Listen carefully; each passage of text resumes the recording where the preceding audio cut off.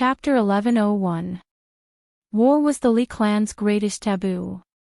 Why was General Mu doing this? If not for the fact that the elders outside feared General Mu's status as clan head and direct descendant of the Li clan, they would have crippled Mu Yuanbo long ago. Of course General Mu knew the elders wouldn't dare to charge in. Without his life, they wouldn't be able to stop his orders either. How could he be fond of war and merit? If he was, he would have acted long ago if he wanted to conquer Cloud Realm continent. Why wait until now? With the power of the Li clan's military, it wouldn't be hard for them to conquer the world. Why did he have to spend so much effort to remain neutral in Tianning? Why did he have to follow Long Tianma and stay in a corner for so long? Everything he did was for the sake of his son and daughter. He and his wife were deeply in love and had never taken a concubine in his life. After his wife passed away, she left behind a pair of children. He could only find some comfort in doting on his children. If not for his daughter's ruined reputation and forced her to marry Long Tianma, why would he get involved in Tianning's muddy waters? Since he was involved in this mess, he naturally wanted to seek the greatest happiness for his daughter. Even if she couldn't win Long Tianma's heart, his daughter could at least become the world's most respected empress and wash away the humiliation of the past. Lu Yue had lost a bet with Han Yunxi. Although she didn't take off her clothes and run through the streets, her reputation was ruined and she never dared to leave her house again. As her father, how could he not love his daughter? No matter right or wrong, parents were always protective of their children. It would be a lie to say he didn't hate Han Yunxi. Only by making his daughter's status surpass Han Yunxi's and overshadowing Han Yunxi's fame could he cure his daughter's heart and make people forget the humiliation she'd suffered. Thus, after being forced to assist Long Tianma, he began to wait for an opportunity to help Long Tianma conquer the world. The Tian'an's strength was limited.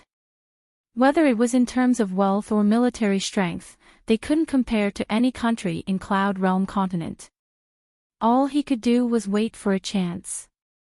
Facing Long Fei Yi and Han Yunxi, he only had one chance, and that was the infighting between Long Fei Yi and Han Yunxi. The incident at the 100 Poison sect was an excellent opportunity. He had used Emperor Kong Cheng's name to gather all the factions in the world to 100 Poison sect. He wanted to let the world know of the hatred between East and Western Qin, to let the world see Long Fei Yi and Han Yunxi, the irreconcilable hatred between East and Western Qin. However, he never expected that Han Yunxi and Long Fei Yi would kill Bai Yanqing and cover up everything. Later, he didn't expect that the enmity between Eastern and Western Qin was actually a misunderstanding, a conspiracy created by the Black Clan and the Wind Clan. His hopes were dashed, and his chances were gone. Long Tianma actually used the trip to 100 Poison sect to discuss a marriage alliance with Emperor Kongqing. He wanted Western Zhou's princess, Duanmu Jin, to join the alliance. It had to be said that this was Long Tianma's provocation to him, as well as a painful blow. Western Zhou and Tianan were allies, so the Duanmu Jin's arrival meant that the Mu family had to yield to her. Lu Yue could only suffer grievances. After all, anyone who provoked Duanmu Jin was the same as destroying the alliance between Tianan and Western Zhou. The Mu family might be second only to the Tianan emperor, but they couldn't bear such a crime.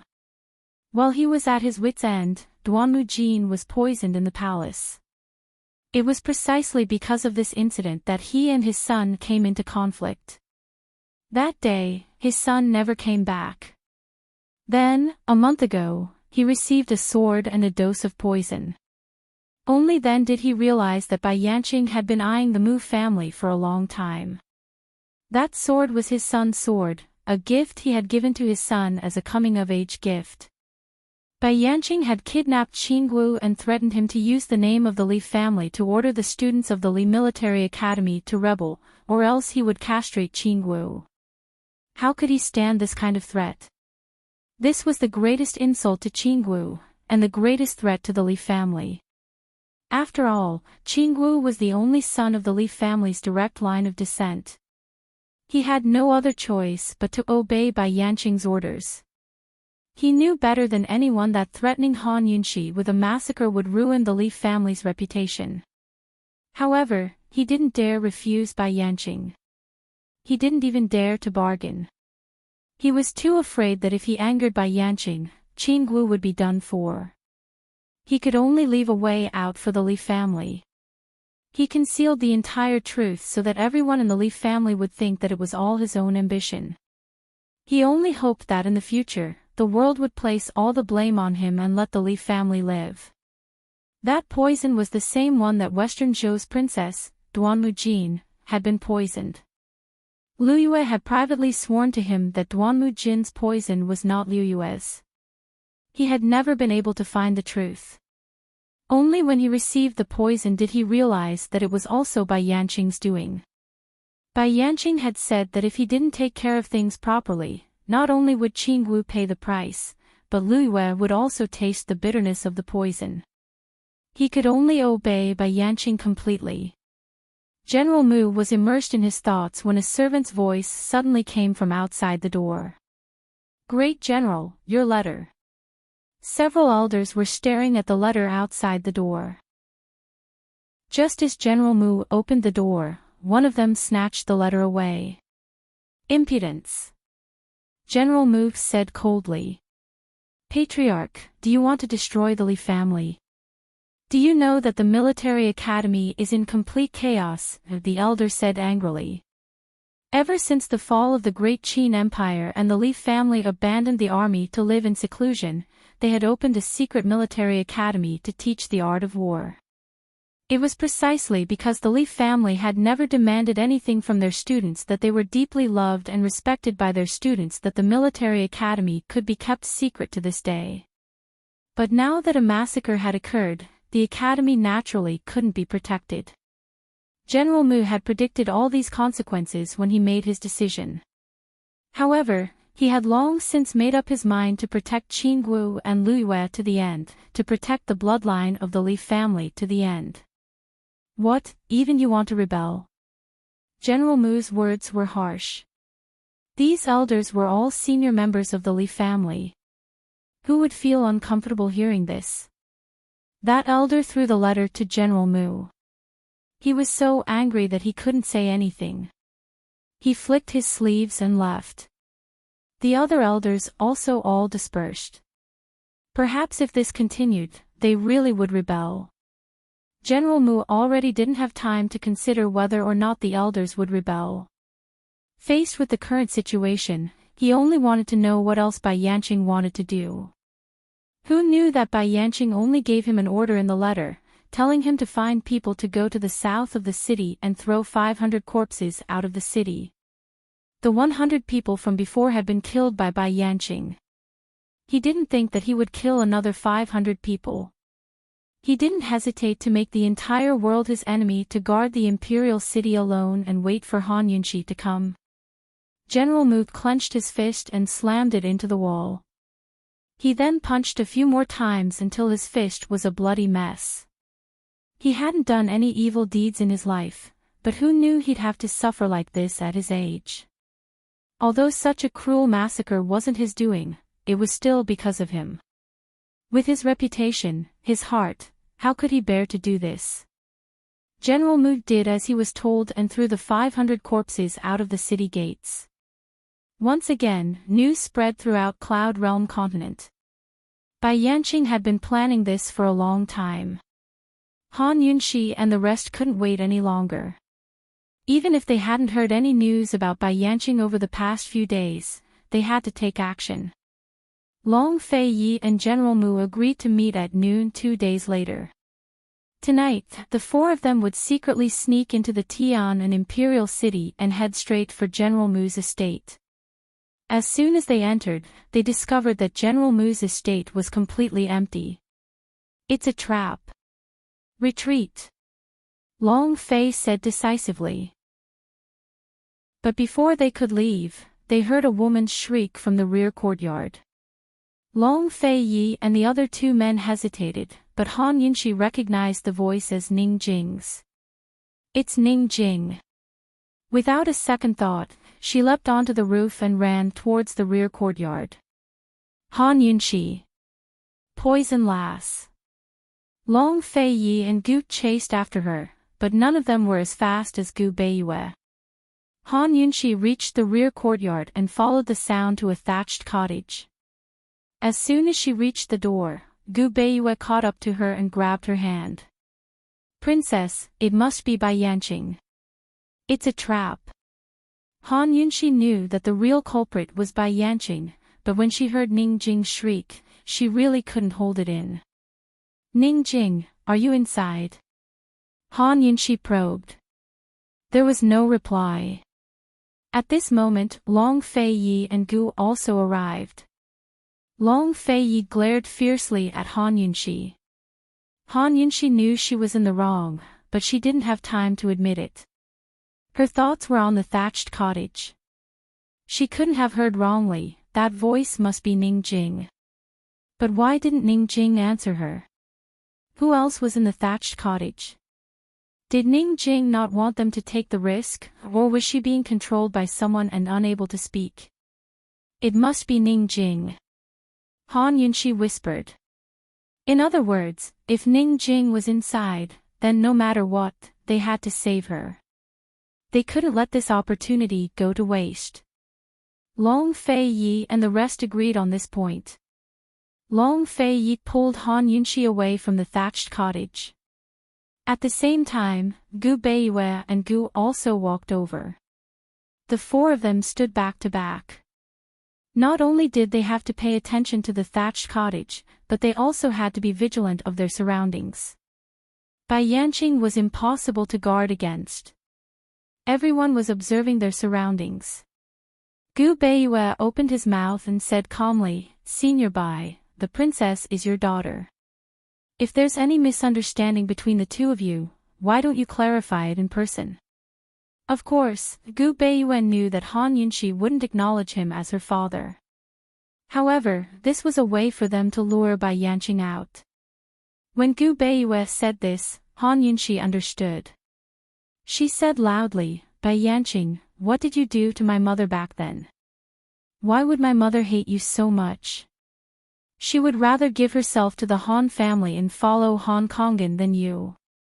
Tell me, what did you do to my mother? Let me tell you, I, Han Yunxi, would rather follow Han Kongan's surname and never acknowledge you as my father. You don't deserve it. My mother must have been blind to fall in love with you. As Han Yunxi spoke, she paid attention to her surroundings. Seeing that there was no movement, a chill flashed across her eyes. She said again, Bai Yanqing, let me tell you, you'd better hide well. Otherwise, when I find you, I'll castrate you first to avenge my mother. Then I'll kill you to avenge myself. Castrate. As soon as she said this, Long Fei Yi and the other two men felt a chill down their spines. Gu leaned towards Long Fei Yi and asked in a low voice, in the previous update, General Mu's name was typed wrongly, and it was Mu Yuanbua. Chapter 1102. Gu asked Long Fei Yi in a low voice, Hey, have you ever been threatened before? How would Long Fei Yi answer? Long Fei Yi would not answer normal questions, not to mention this kind of question that was asking for a beating. He treated Gu as heir. Tacitly agreed. Gu said with a smile. It had to be said that Gu Qixiao's prodding skills were enough to make Long Fei open his mouth. He didn't lower his voice like Gu Qixiao did, but warned him coldly, if you want to be castrated, this crown prince will definitely fulfill your wish after this is over. Han Yunxi was still shouting at Bai Yanqing and did not pay attention, but Gu Beiyue could clearly hear it. He gave a helpless smile. Even at a time like this, the two of them were still bickering. Besides the princess, perhaps only Gu Qixiao could provoke His Highness Crown Prince with a few words. Gu was about to answer Long Fei Yi when Han Yunxi suddenly said, Be careful, there's poison approaching. As soon as she said this, a person suddenly flew out of the wall. He charged into the sky and with a flip, he stabbed down at their heads with a sword. This person was wearing black clothes and had his head covered. They could only see that he was male and could not see his age. The black-clothed person's sword was very fast. It was the Heavenly Mountain sword technique, and his sword technique was very good. However, the black-clothed person did not reply.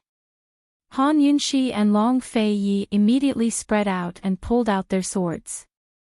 Gu and Gu Beiyue also spread out and pulled out their weapons. Based on this high-level Heavenly Mountain sword technique, this black-clothed person was most likely Bai Yanqing. This was because the only person who had this kind of internal energy and sword technique was Bai Yanqing. Even if Duan Muyao recovered her martial arts and disguised herself as a man, she would not be able to fight at this level. Bai Yanqing, you finally dare to appear. Gu said in a cold voice. The black-clothed man did not reply. Seeing that his sword was about to pierce the empty space between the four of them, who would have thought that he would somersault a few times in the air and land to the side. What's wrong? Too ashamed to face anyone? Long Fei Yi asked. Gu Beiyue was a little puzzled as he observed his surroundings. Although he had guessed that this person was Bai Yanqing, he still paid attention to his surroundings. Attack together. Gu took out Mo Xie's sword. However, Han Yunxi stopped him. It's a trap. He's a poison corpse, not Bai Yanqing.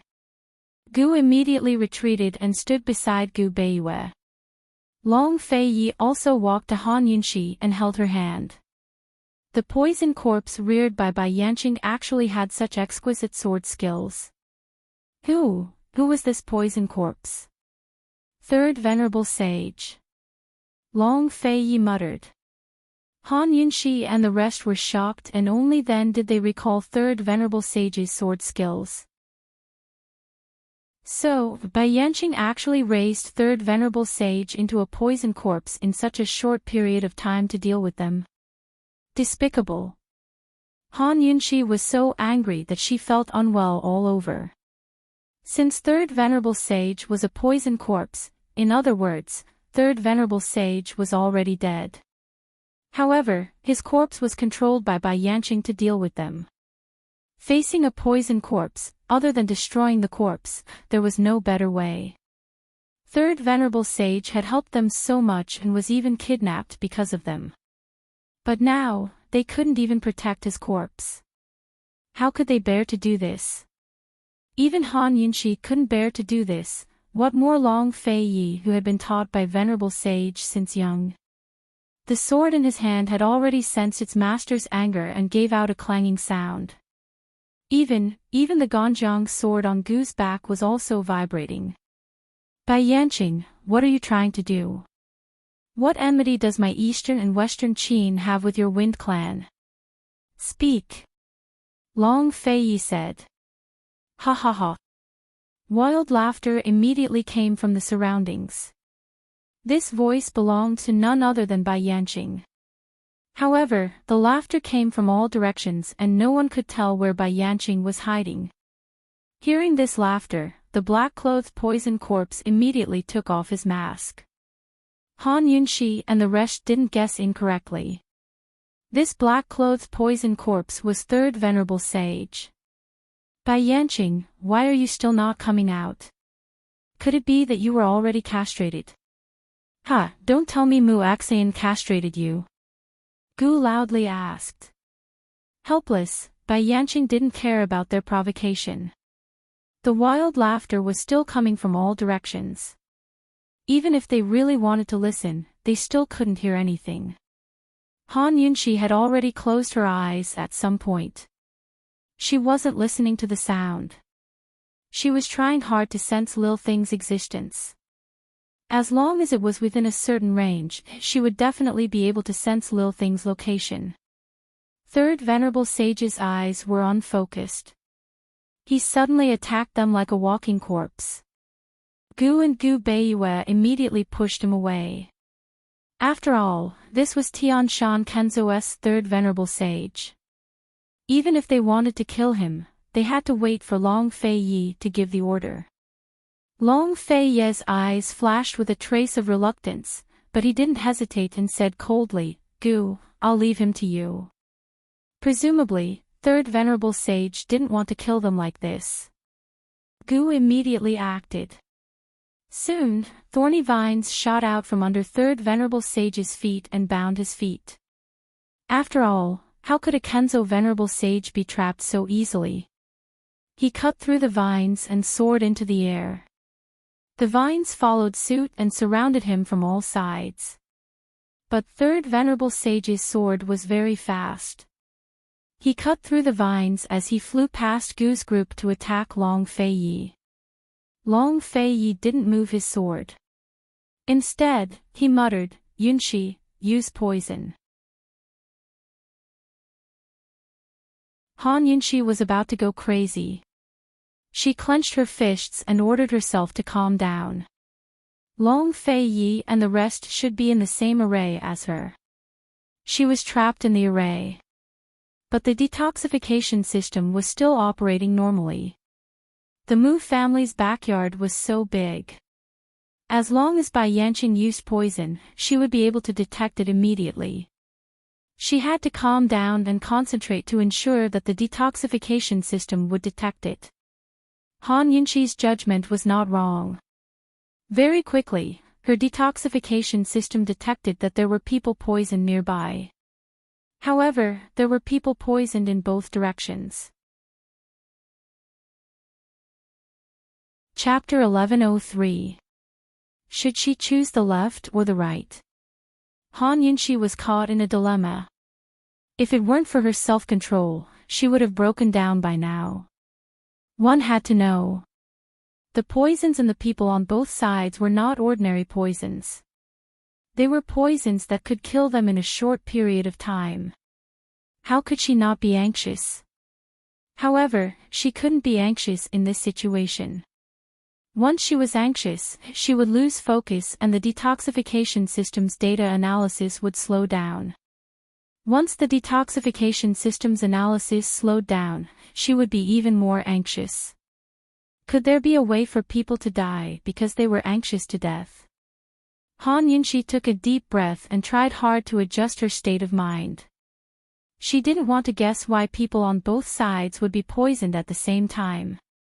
She also didn't want to think about who was poisoned. She needed the detoxification system to provide as much data as possible before she could make a final judgment. As Han Yunshi calmed down, the detoxification system began to provide her with data. The situation of the poisoned people on both sides was very similar. There was really no difference to help her make a judgment and choice.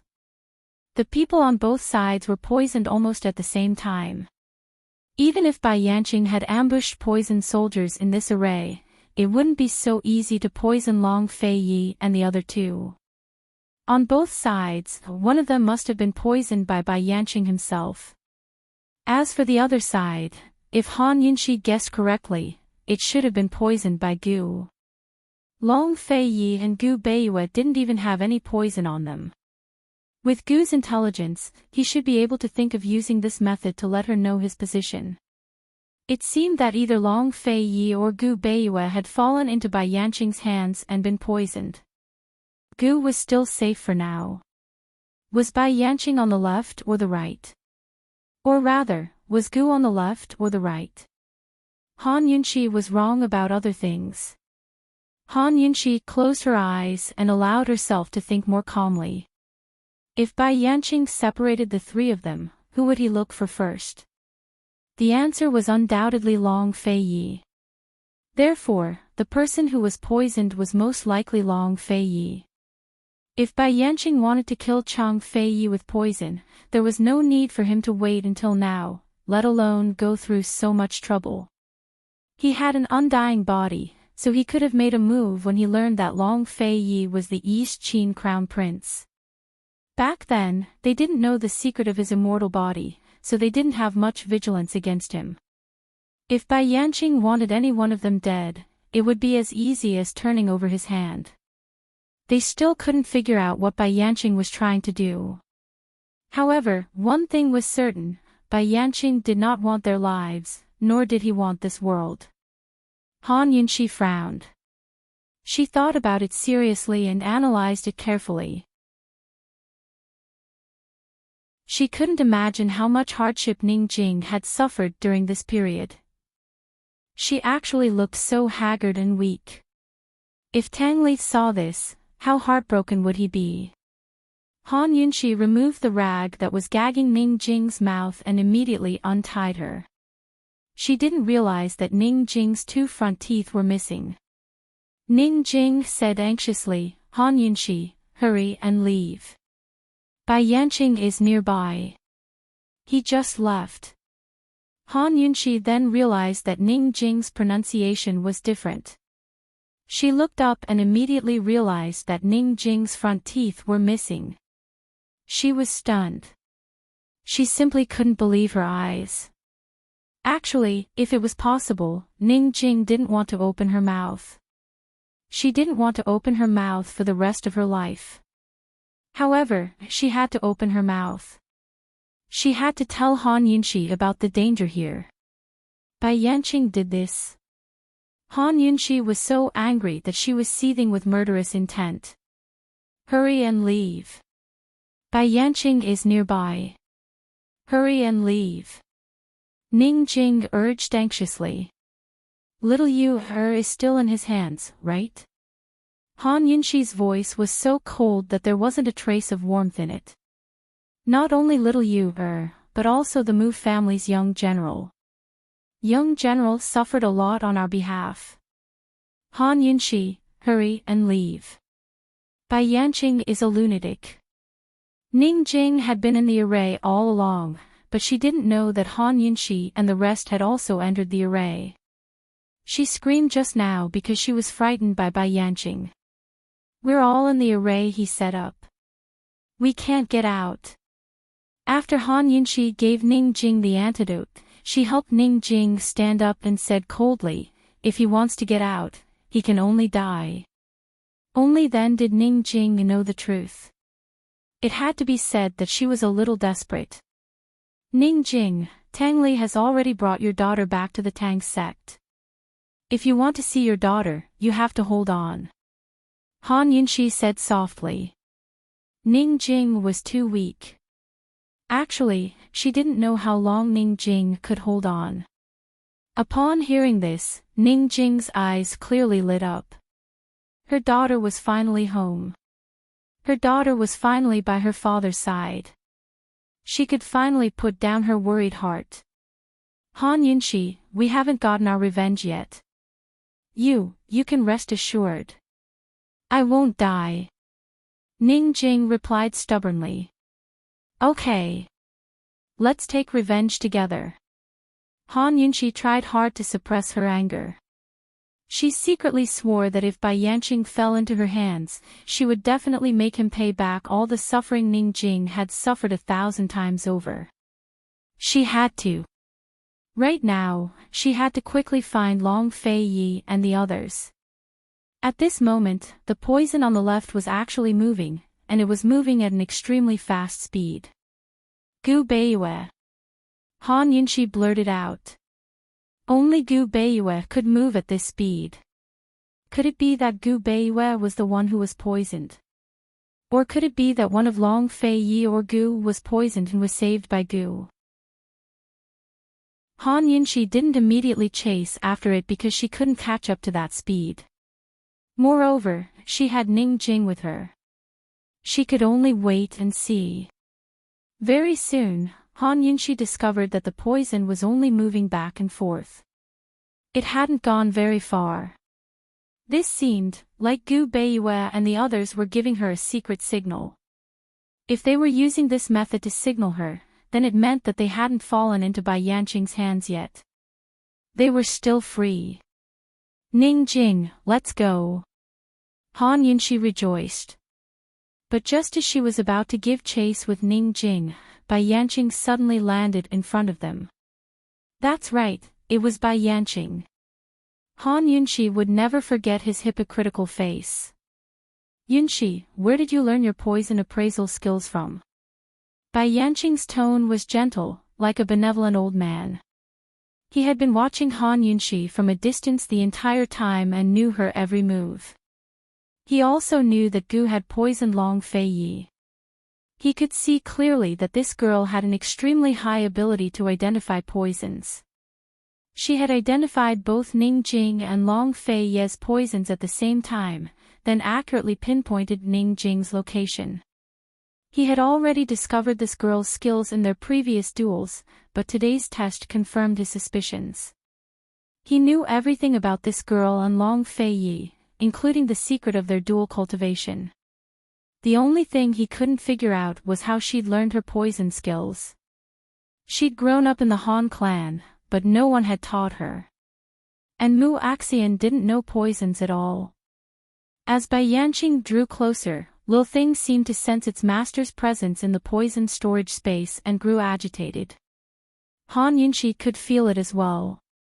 She could even sense that Lil Thing was frantically searching for a way to escape.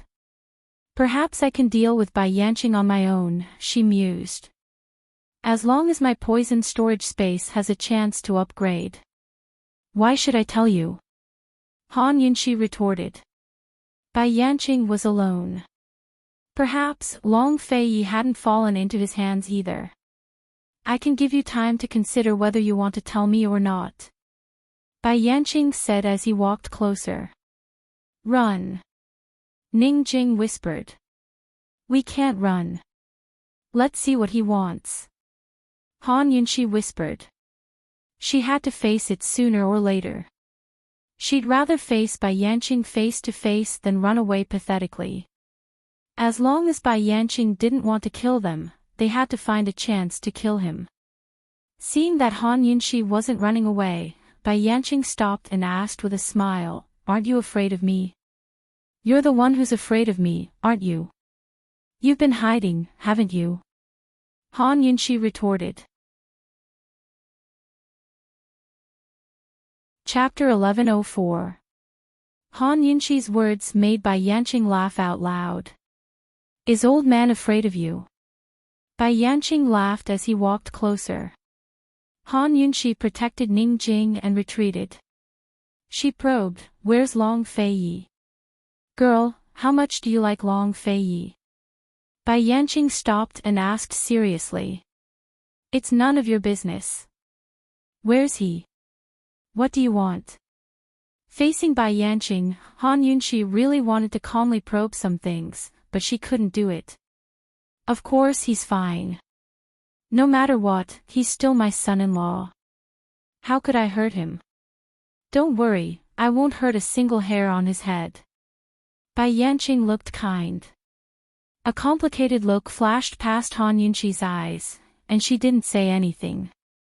Facing a lunatic like Bai Yanqing, it was useless no matter how she asked or probed. She had just threatened to castrate him, but he still restrained himself and didn't show up. Whatever she said was useless. The only way was to not say anything and wait for him to speak. Seeing that Han Yunshi didn't respond, Bai Yanqing was curious. What's wrong? Are you unhappy? Han Yunshi ignored him and protected Ning Jing. She secretly pondered how to fight with Bai Yanqing to stall for time and make a loud noise to attract Long Fei Yi and the others. In this kind of maze, if one wasn't proficient in divination, it would be extremely difficult to distinguish the direction. Vision could deceive people. However, hearing and smell wouldn't. As long as she made a loud noise for Long Fei Yi and the others to hear, Long Fei Yi and the others would have a chance to find them. She had to admit that Bai Yanqing was different from the opponents Han Yunshi had met before. He was calm and astute. He didn't reveal too much just because Han Yunshi ignored him. He didn't say anything. His face maintained a hypocritical threat as he continued to walk closer and closer. Han Yunshi retreated again and again. Finally, she shielded Ning Jing behind her and pulled out her sword. In the face of Bai Yanqing's immortal body, any weapon was futile. She drew her sword, not to kill him, but to lure Long Fei Yi and the others. Be careful, don't worry about me, Ning Jing said in a low voice. Yes. Han Yunshi also said in a low voice. She suddenly soared into the air. She gripped the sword hilt with both hands and gathered all of her strength. She gathered all of her inner strength and the phoenix power she currently controlled into the sword. This sword was borrowed from the Shadow Guard. It wasn't a precious sword, but it couldn't withstand her internal energy. Fortunately, the sword didn't break. Instead, it exploded with a powerful sword aura. Gu Beiyue and Gu might not be able to sense it, but Long Fei Yi had been practicing the sword since he was a child. If he was nearby, he'd definitely be able to sense it. Han Yunshi looked like she was about to cut down, but she didn't. Bai Yanqing watched with amusement as he chuckled. Yunshi, if you lure your husband here, I'll be unhappy and kill him. Don't regret it. As soon as he spoke, Han Yunshi slashed down with her sword. You won't. Bai Yanqing, don't think I don't know what you're trying to do. You just want to stop us from dual cultivating. You want me to cross swords with him. I'm telling you now, even if I die, I won't point my sword at Long Fei Yi. She didn't know why Bai Yanqing was doing this, or what his true motives were. However, she was still able to see through this. Bai Yanqing didn't flee when the sword aura slashed through the air. Although he was injured, it wasn't fatal. At the same time, Long Fei Yi's group of 3 was in a nearby forest. Long Fei Yi had already sensed the sword aura. Han Yunshi's sword had struck down, so he was even more certain of the direction. Right side, go. He said coldly. He was so anxious that he didn't even have time to worry about Gu Beiyue and Gu. Han Yunshi had already made her move, so she must have bumped into Bai Yanqing. Gu Beiyue caught up from behind. He ran ahead of Long Fei Yi, but didn't dare stray too far from Long Fei Yi's group in case something unexpected happened. However, he quickly stopped. The trees in front of him were all growing together, one right next to the other without any gaps. This was a wall of trees. Long Fei Yi had already seen it. He suddenly soared into the air, but in the array, no matter how high he flew, all he could see was darkness. At this moment, he was still calm. He landed and said to Gu Beiyue, "Let's wait here." Before he could finish, Gu Beiyue said, "Understood, he'll go find the way." Gu Beiyue's figure disappeared in a flash. He used his fastest speed to follow the tree wall to the right, then turned back to the left. This tree wall had no end. They knew that this was an illusion created by the array, but they couldn't help being restricted by the array. What should they do now? Let's go. Long Fei Yi made a prompt decision and walked back. They left the tree wall and ran blindly, stopping in a dark forest. Long Fei Yi sensed the sword chi again, and immediately said, "It's in front." As long as they moved, the array's position would change accordingly. The only inconvenient thing was the sword chi. They didn't need to care about the change in position, they just needed to chase after the sword chi. The only way to break the array was to deal with the changes by remaining unchanged. But when they chased after the sword chi, they met the tree wall again. Long Fei Yi knew that he couldn't destroy the tree wall, but he still couldn't help but draw his sword and slash at it. Unfortunately, it was futile. Let's go. He left again, randomly looking for a direction and running wildly. Gu Beiyue and Gu couldn't think of any other way besides running after him. They were like Long Fei Yi, they didn't dare to stop at all. Because once they stopped, they would have to face reality. These 3 men, which one of them had run away from something? Which one of them had retreated? This time, they didn't dare to face reality. Bai Yanqing's purpose was very clear. He didn't want to hurt them, but he wanted to take Han Yunshi. Otherwise, he wouldn't have needed to borrow Mu Yuanbo's hand to make Han Yunxi a hostage of the Tianan Emperor. Long Fei Yi and the others were in a rage. Bai Yanqing questioned Han Yunxi with a worried face. Girl, you really did it. You killed your father. Aren't you afraid of being struck by lightning? Han Yunxi landed and asked coldly, You didn't get struck by lightning, let alone me. You killed my mother. What right do you have to recognize me? Yes, Han Yunxi was still making the last effort to sound out and prolong the time. She still didn't know how Mrs. Tianqin died. She only knew that Bai Yanqing had spies in the Han family. Although Mrs. Helian married into the Han family several years after Mrs. Tianqin's death, this didn't exclude the possibility that Bai Yanqing knew that Mrs. Tianqin was in the Han family. She also didn't exclude the possibility that Mrs. Tianqin's dystocia had something to do with Bai Yanqing. Bai Yanqing was fine at first, but when he heard Han Yunxi's words, he flew into a rage. I didn't kill Mu Axian. I didn't. He charged at Han Yunxi like a madman, his aura fierce and murderous. Han Yunxi didn't expect that this topic would provoke Bai Yanqing to this extent. Was there any secret in this? She retreated, and Bai Yanqing didn't chase after her. Instead, he attacked Ning Jing. Han Yunxi hastily blocked his way, standing in front of Ning Jing to keep probing. You were the one who killed Mu Axian. It was you, but you're still quibbling. She wasn't just goading Bai Yanqing into telling the truth, but Lil Thing as well. Lil Thing had been ramming around in Bai Yanqing's poison storage space all this time. Although she couldn't communicate with it yet, she could clearly sense its determination to escape and see her. If she guessed correctly, Lil Thing had already taken on the form of a snow wolf in Bai Yanqing's poison storage space. The more Lil Thing grew restless, the more agitated she became. At the same time, the feeling of breaking through grew stronger. Perhaps she'd made the right bet again. Lil Thing could be like last time at Tianshan Kenzo and become her breakthrough catalyst. Lil Thing, I'm sorry. Mommy Yunxi made you worry again. Han Yunxi silently apologized in her heart. Faced with Bai Yanqing, she didn't show any abnormalities. She was still filled with righteous indignation. Bai Yanqing was so enraged by Han Yunxi's provocation that he reached out with murderous intent towards Han Yunxi. Heavens, so Mu Axian was Bai Yanqing's Achilles heel.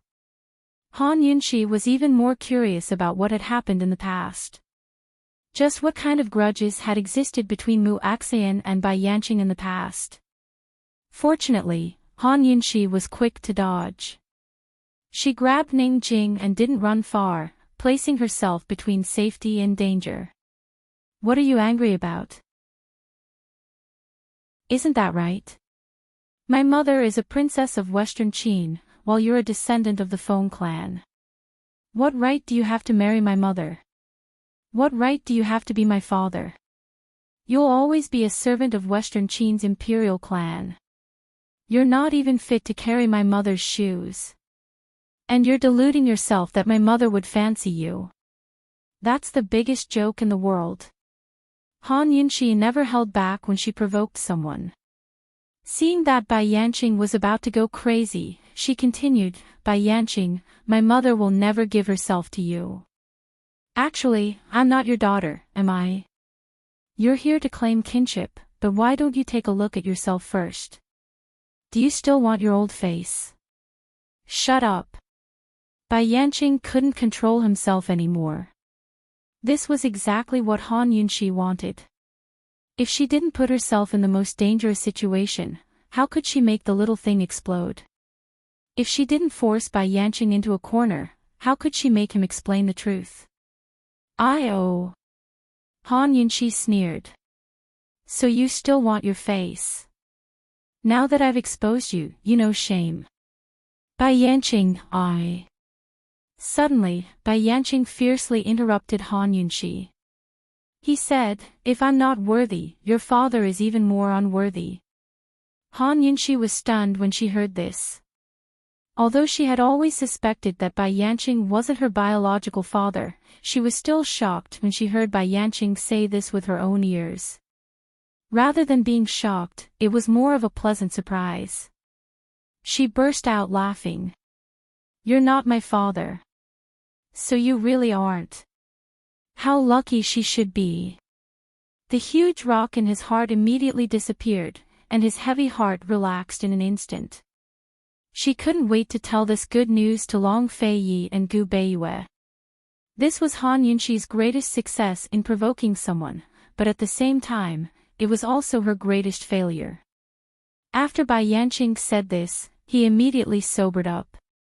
His entire body suddenly turned cold, and his shrewd eyes stared coldly at Han Yunxi. He finally realized that he had been tricked by this girl, and at the same time, he also noticed the poison beast's irritation in the poison storage space. Han Yunxi knew that things weren't good, and just as she was about to turn and run, Bai Yanqing said, "Han Yunxi, if you take another step forward, old man guarantees that you'll see Su Xiaoyu's corpse." Chapter 1105. Su Xiaoyu. Han Yunxi hadn't heard this name for a long time, and she hadn't seen that child for an even longer time. Back then, even though she knew that Su Xiaoyu was a spy, she still couldn't harden her heart to get rid of her. She still hoped to subdue that girl and keep her by her side. Because of fate, she inexplicably couldn't hate that child Su Xiaoyu.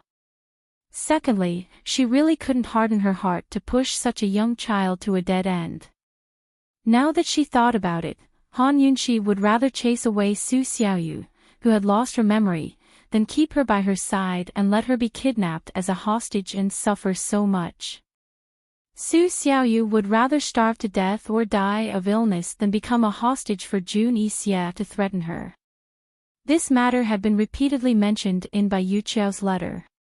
She knew that Bai Yuqiao, as an older sister, was reminding her of little Yu's sacrifice and reminding her to keep her promise, rescue little Yu and treat little Yu well.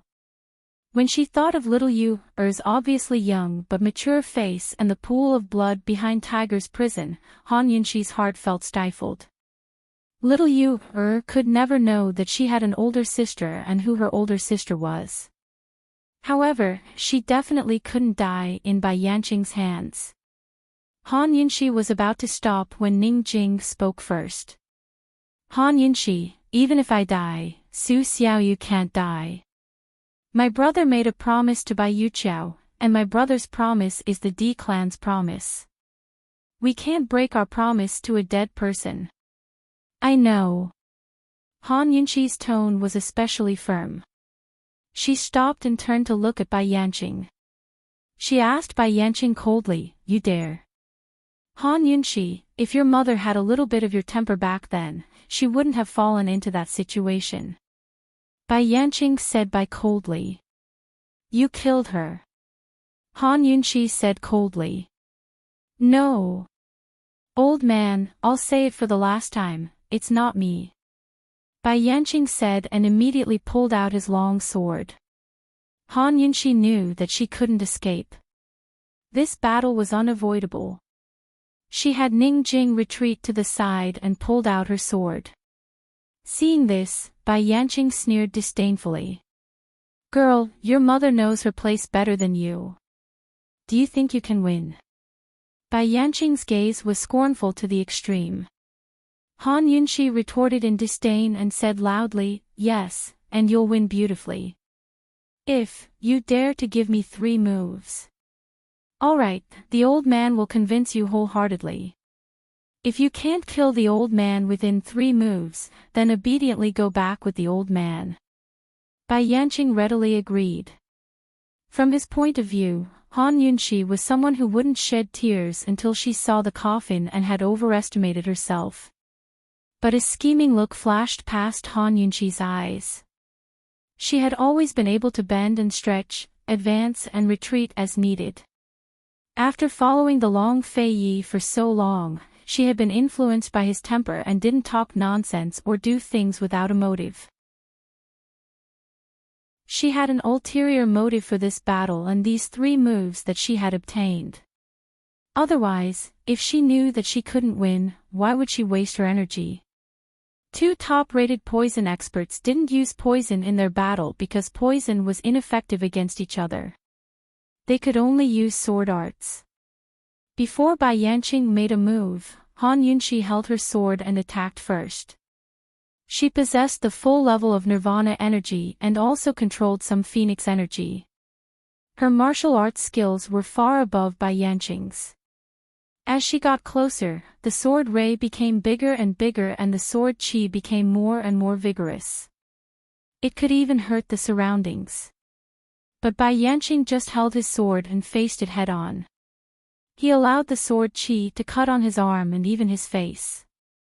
Earlier when he didn't dodge and forcibly received the sword attack, Han Yunxi already had a plan in mind. She wanted Bai Yanqing's poison goo human blood. Although Bai Yanqing didn't dodge that sword attack and directly received it, he suffered internal injuries. This time, she wanted Bai Yanqing's sword to spill blood. Han Yunxi's gaze turned cold as she released all her inner strength and phoenix feather energy and added it to the sharp sword. In an instant, the sword chi was like a rainbow and was unstoppable. Bai Yanqing, you agreed to give me 3 moves. If you dodge, you're a coward. Han Yunxi shouted. Bai Yanqing looked at her coldly and didn't answer. The strong sword chi slashed down from the sky and following it was Han Yunxi's sharp sword which was aimed at Bai Yanqing's head. But no matter how much strength Han Yunxi used, she still couldn't chop it down. God knows how this fellow's bones have mutated to. Han Yunxi quickly gave up and the tip of her sword changed direction. The second move fiercely chopped down on Bai Yanqing's arm. This sword didn't chop off Bai Yanqing's hand but it made a deep cut on Bai Yanqing's arm and blood spurted out. Han Yunxi made a prompt decision and brandished her sword to stab Bai Yanqing's eyes to divert Bai Yanqing's attention. Almost at the same time when she made her third move, the poison storage space absorbed a drop of Bai Yanqing's blood. 1 drop was enough. Although she had gotten what she wanted, Han Yunxi didn't stop her third move and didn't relax her strength. She continued to stab towards Bai Yanqing's eyes with all her might. Bai Yanqing reflexively closed his eyes and to Han Yunxi's surprise, her sword actually pierced through his eyelid. In other words, Bai Yanqing's vitals were all invulnerable to swords and spears. The 3 moves ended. Not only did Bai Yanqing not lose his life, his wound also stopped bleeding very quickly and there wasn't much blood. Han Yunxi didn't hesitate and turned to flee. Stinky girl, you're going back on your word. Bai Yanqing roared. I don't need to keep my word to people like you. Han Yunxi ran with all her might. She was purposely forcing Bai Yanqing to make a move. She had gotten what she wanted and now it was up to this little thing. You're courting death. As expected, Bai Yanqing was enraged and chased after her with his sword. Just as his sword was about to reach her, Han Yunxi suddenly turned around and took the initiative to meet the blade. At that moment, even Bai Yanqing could feel the little thing roaring in anger in the poison storage space. In that split second, Bai Yanqing's blade still missed by a little and the sharp sword pierced through Han Yunxi's abdomen, almost piercing through Han Yunxi's abdomen. That was close.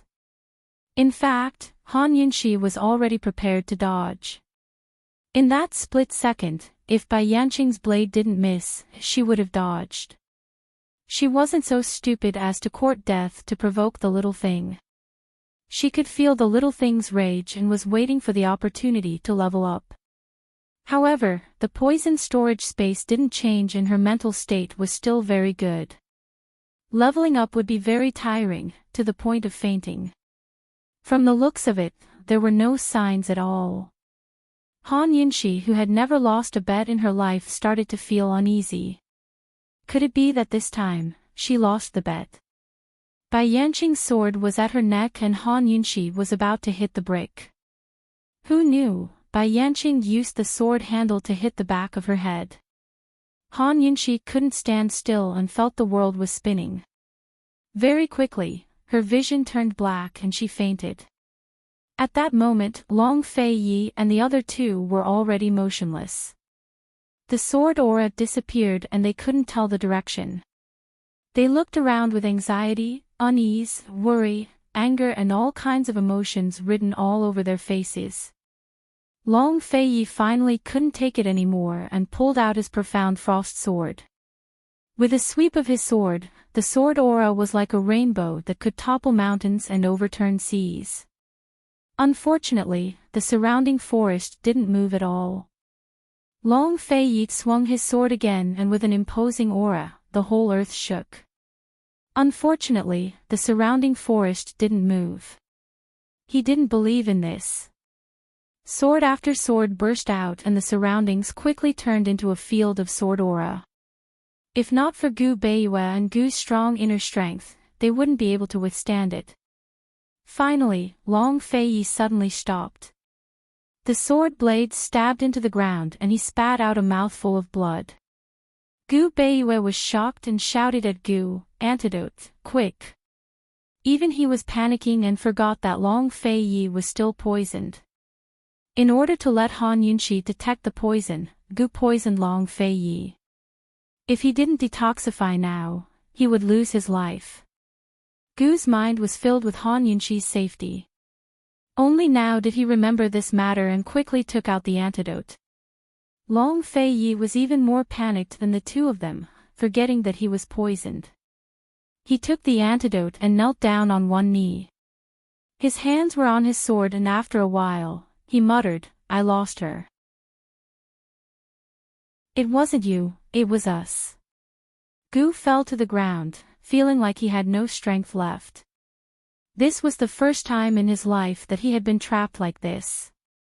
Other than sitting here and waiting for death, he couldn't do anything.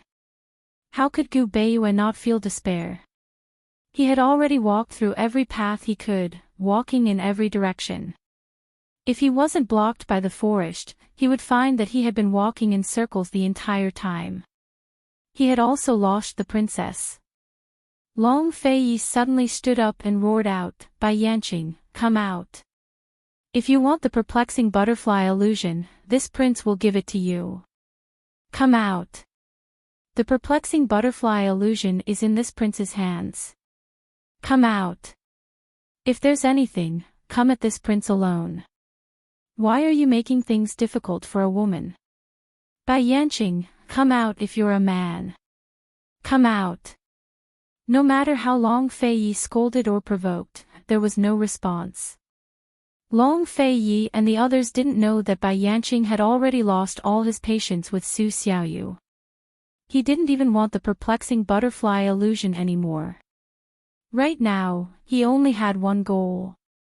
Suddenly, the surrounding forest disappeared and returned to its original appearance. The surroundings were still empty. There was still a thatched cottage to the side and they were still in the Mu residence's backyard. The array had been broken. But where was Han Yunxi? Han Yunxi. Long Fei Yi chased out of the backyard and searched the entire Mu residence. Gu Beiyue and Gu didn't say anything and immediately split up to search.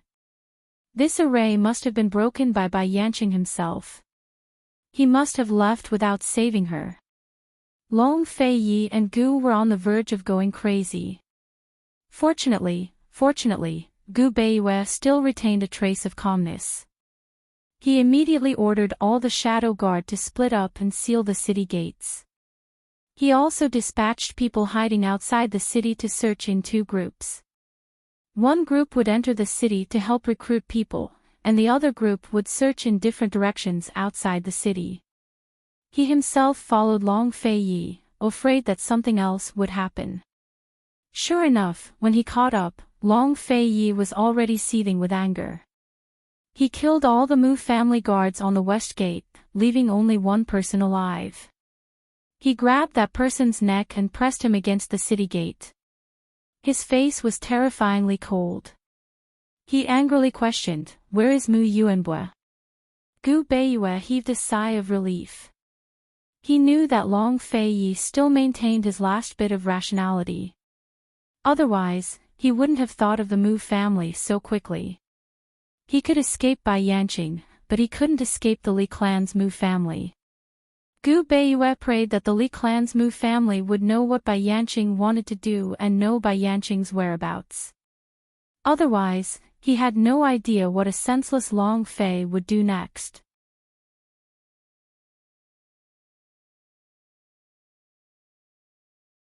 He couldn't catch up to Bai Yanqing, but was told that the Mu family's array had been broken.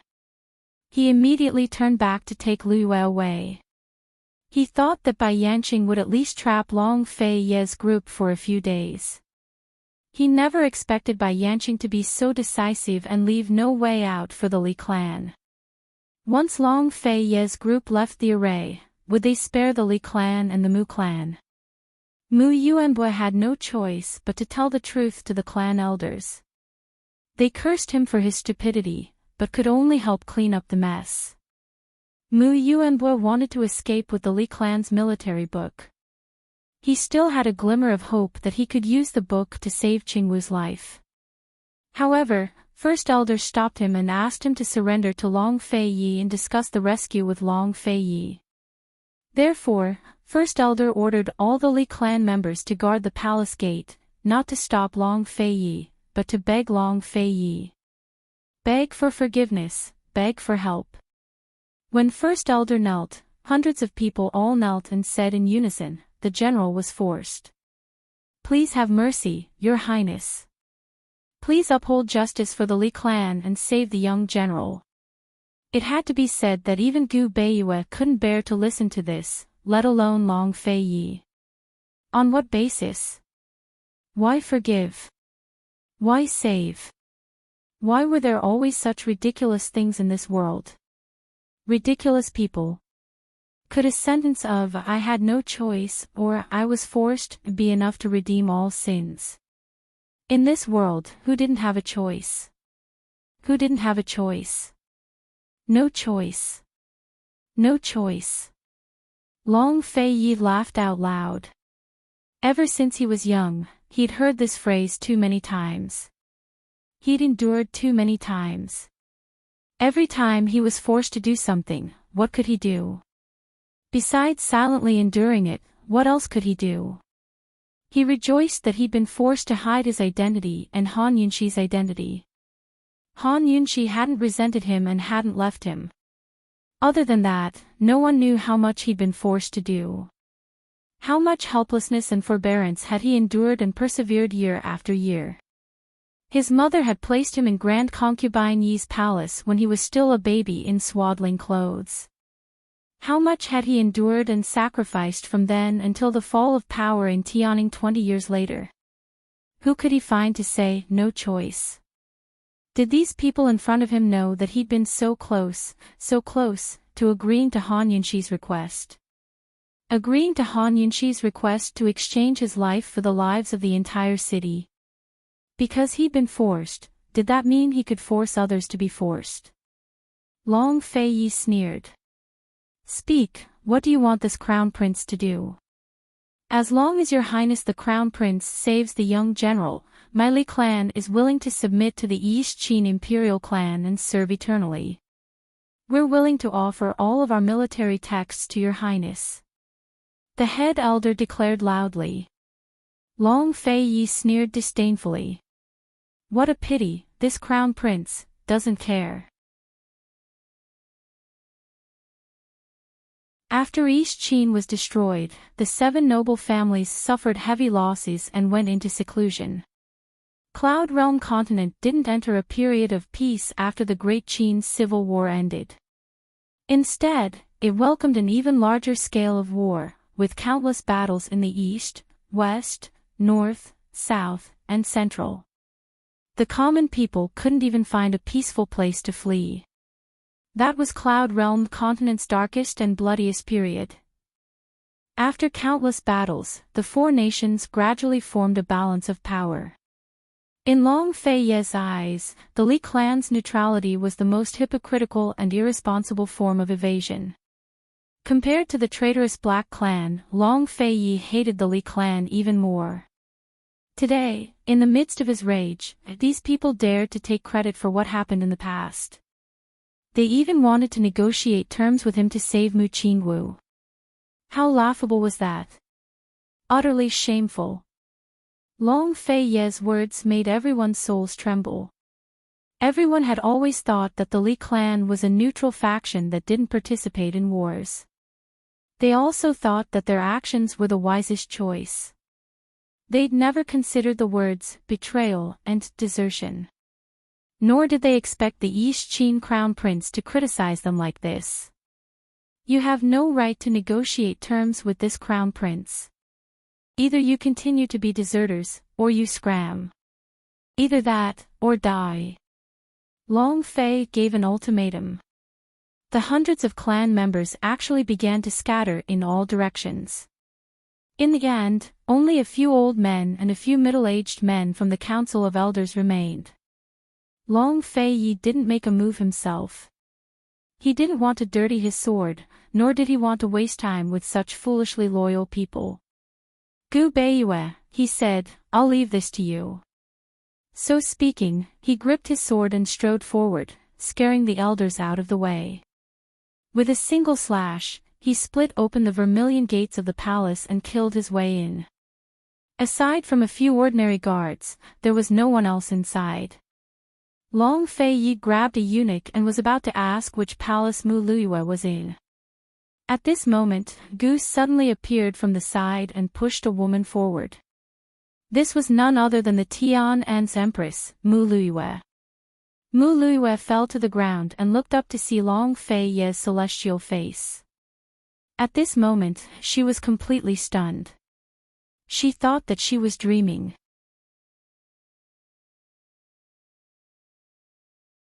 Chapter 1107. Mu Luiyue wanted to see Long Fei Yi again even in her dreams. This was the man she had yearned for since she was a child. She looked at the high and mighty Long Fei Yi, forgetting her situation for a moment. How she wished that time would stop at this moment forever, that there would only be her and Long Fei Yi in this world. This wasn't an extravagant hope, it was simply wishful thinking. Gu quickly walked over and said, I've searched everywhere, but I didn't see that old thing Mu Yuanbua. But, with her here, that old thing will definitely come out. Gu didn't have the usual smile on his face. Other than being serious, there was only seriousness. That pair of long and narrow eyes were gloomy, as if the whole world owed him a debt. Long Fei Yi didn't even look at Mu Luiyue, and said coldly, hang her on the city gate and whip her. With these words, Mu Luiyue finally woke up from her beautiful dream. Your Highness! She exclaimed, but before she could plead, Long Fei Yi had already left. It wasn't that Long Fei Yi didn't have tender feelings for the fairer sex, but that in his eyes, Mu Luiyue wasn't even as good as a smelly stone. His fragrance and his jade was only Han Yunxi. As for Gu, he didn't know the meaning of tender feelings for the fairer sex at all. He grabbed Mu Luiyue by the back of her collar and dragged her away. When Long Fei Yi arrived at the palace gate, he saw that it was empty. Only Gu Beiyue was standing there. Where are they? Long Fei Yi asked.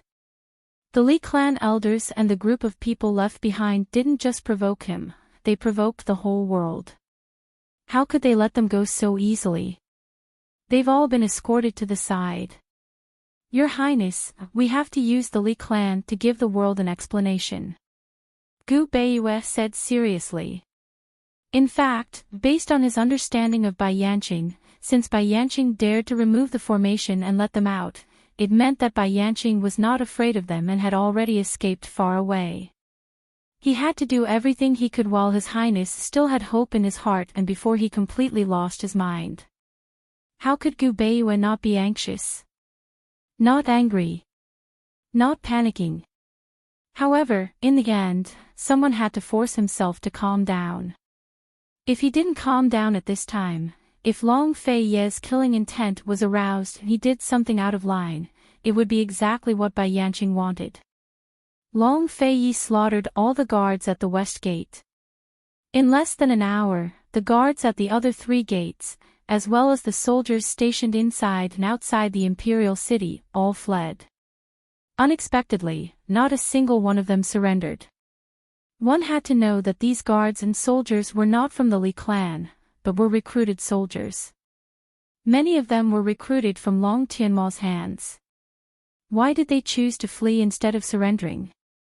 There was only one reason. The matter of Long Fei Yi slaughtering the guards at the west gate made them afraid. They were afraid that even if they surrendered, they would still be killed. This was not a good sign. If the matter of Long Fei Yi slaughtering the guards at the west gate was used by someone with ulterior motives and wantonly publicized, then the people's hearts that had been created with great difficulty would collapse.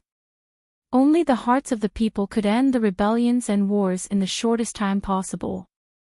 Only then could the losses and damage caused by the war be minimized. No matter how angry Long Fei Yi was or how out of control he was, he could not become the second Mu Yuanbua. He could not indiscriminately kill the innocent and slaughter human lives. Gu Beiyue stood at the city gate. First, to prevent the people in the palace from escaping. Second, to give himself time to convince himself to calm down. Only when he calmed down could he convince Long Fei Yi to calm down. The people of the Li clan deserved to die, but they could not be killed now. They had to hand over the Li clan to the people of the imperial city and let the people vent their anger. When the people had vented their anger, they would naturally submit to Long Fei Yi. Once the people in the imperial city submitted, it would be an excellent opening. In other parts of the Tianan country, whether it was the people or the officials, would all surrender. Subduing the enemy without fighting was the supreme art of war. Looking at Long Fei Yi's monstrous anger, Gu Beiyue was prepared to be angry. But who knew that Long Fei Yi did not ask him why he did not kill the people of the Li clan? Long Fei Yi said, "Very good. Very good." What did this mean? Gu Beiyue could not figure out what he meant. Just as he was about to ask, a person suddenly fell from the palace gate. Gu Beiyue looked up and saw Mu Luiyue tied up by thorny vines. She fell from the top of the gate and hung in midair. Gu flew down from the palace gate with a long whip in his hand. He sneered, "Where do you want to hit first?" "Her face." As soon as he said this, Mu Luiyue immediately screamed, "Ah! Ah! Ah!" This sound was as sharp as the sound of a sharp weapon piercing through proportion. He hadn't even hit her yet, and she was already scared to this extent. As the daughter of a military family, the Li clan's Mu family's face was completely thrown away by her. "Father! Father, save me! Save me!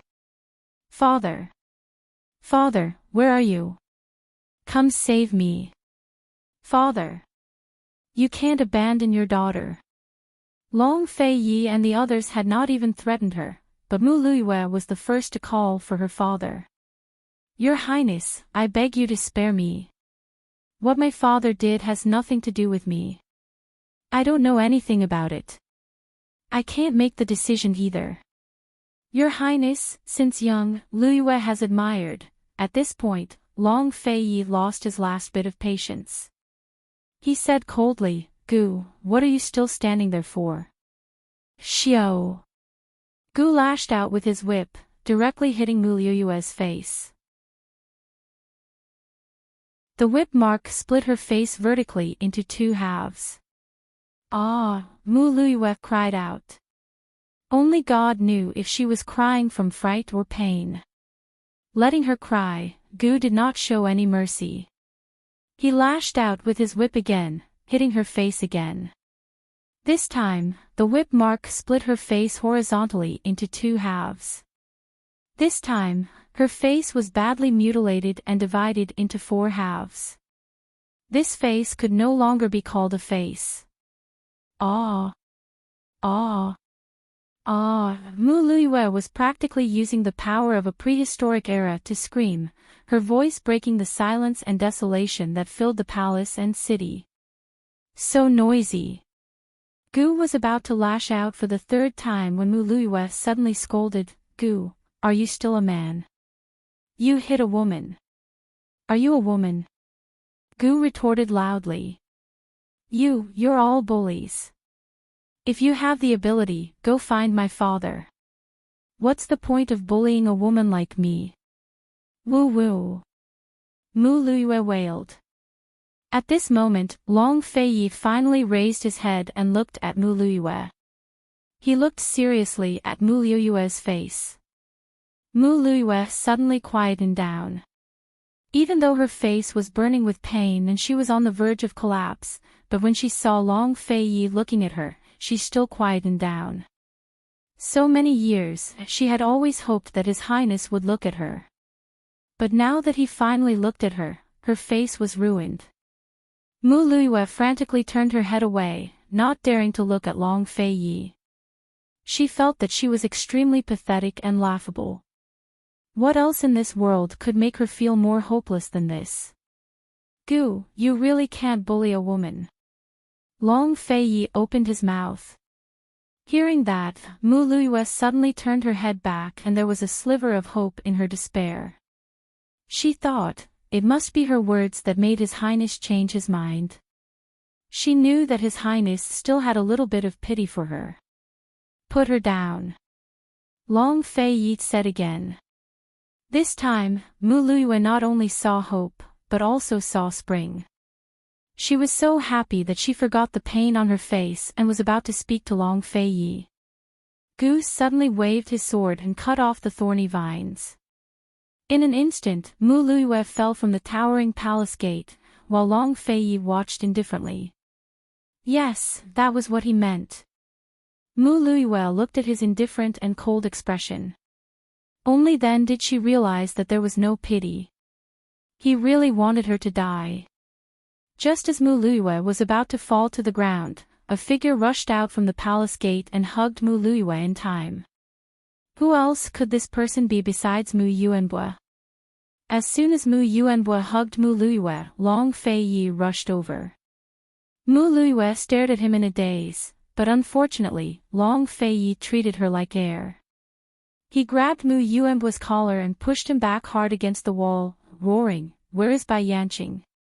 Gu Beiyue and Gu Qishao chased after him as well, with Mu Yuanbo on either side. As for Mu Luiyue, she had no chance to be bullied even if she wanted to. She fell to her knees and looked back at Long Feiyi's back. Sadly, she found that not only did he not pity her, but he also did not want her to die. He did not put her in his eyes from the beginning to the end. He wanted to deal with her father, and she was just a pawn.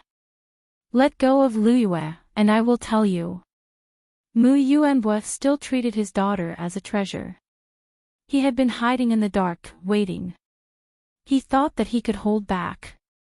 As long as he did not go out, Long Feiyi would have to agree to Great Elder's conditions and let him go, and let the Li clan go. Bai Yanqing had just left, and Long Feiyi's time was actually very tight. Therefore, as long as he could sacrifice Luiyue, Long Feiyi would be the only one who would compromise in the end. Sacrificing Luiyue could save himself and the Li clan. Unfortunately, he really could not do it. Just as he could not sacrifice Qinggu to protect the reputation of the Li clan and the Mu family. Between his father and the patriarch, he chose the former. You are not qualified to negotiate with me.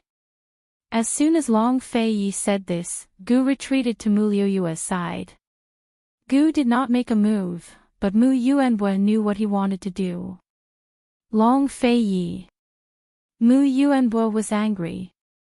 You hurt a woman like this, and you are still not satisfied. If you are a man, you can just come at old man. Long Feiyi was particularly calm. Mu Yuanbo, Tianan, how many women are there in the imperial city? Mu Yuanbo was stunned and could not answer for a long time. How many old people and children are there? Long Fei Yi asked faintly. Mu Yuanbo hurriedly explained, those people were killed by Bai Yanqing. I was also forced. I knew that you and Han Yunxi would definitely come. As long as you come, Bai Yanqing will stop. Long Fei Yi, old man does not want to see a massacre more than you do. Long Fei Yi suddenly flew into a rage and slapped him. He said angrily, so all this has to be sacrificed by Han Yunxi alone. Is it? So your Li clan and the Mu family can hurt Han Yunxi, is it? Mu Yuanbo had never been slapped in the face like this in his life. He was completely enraged. Long Fei Yi, I am just a father. If you don't let go of Lu Yue and Qingwu, I will not tell you where Bai Yanqing is even if I die. Who knew that Long Fei Yi would slap him again, directly throwing Mu Yuanbo to the ground. I am also just a husband, he said coldly. Gu, throw Mu Luyue into a brothel for me.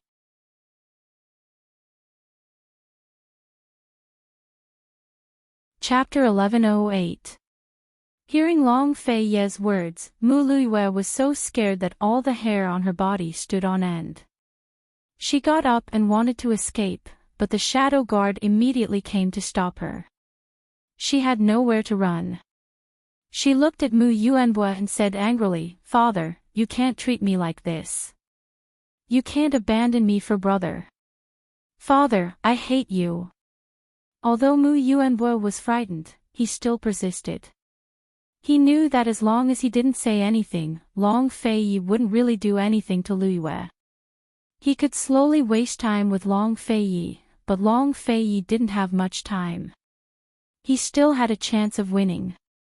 He wasn't willing to give up his last effort. He only had one condition, and that was to let go of his children. Of course, the women here included Qingwu and Lu Yue. In fact, he had done a lot of wrong things in his life and had let down everyone in the Li clan. Everything he did was to protect these two children. However, his most beloved daughter actually accused him and slandered him like this today.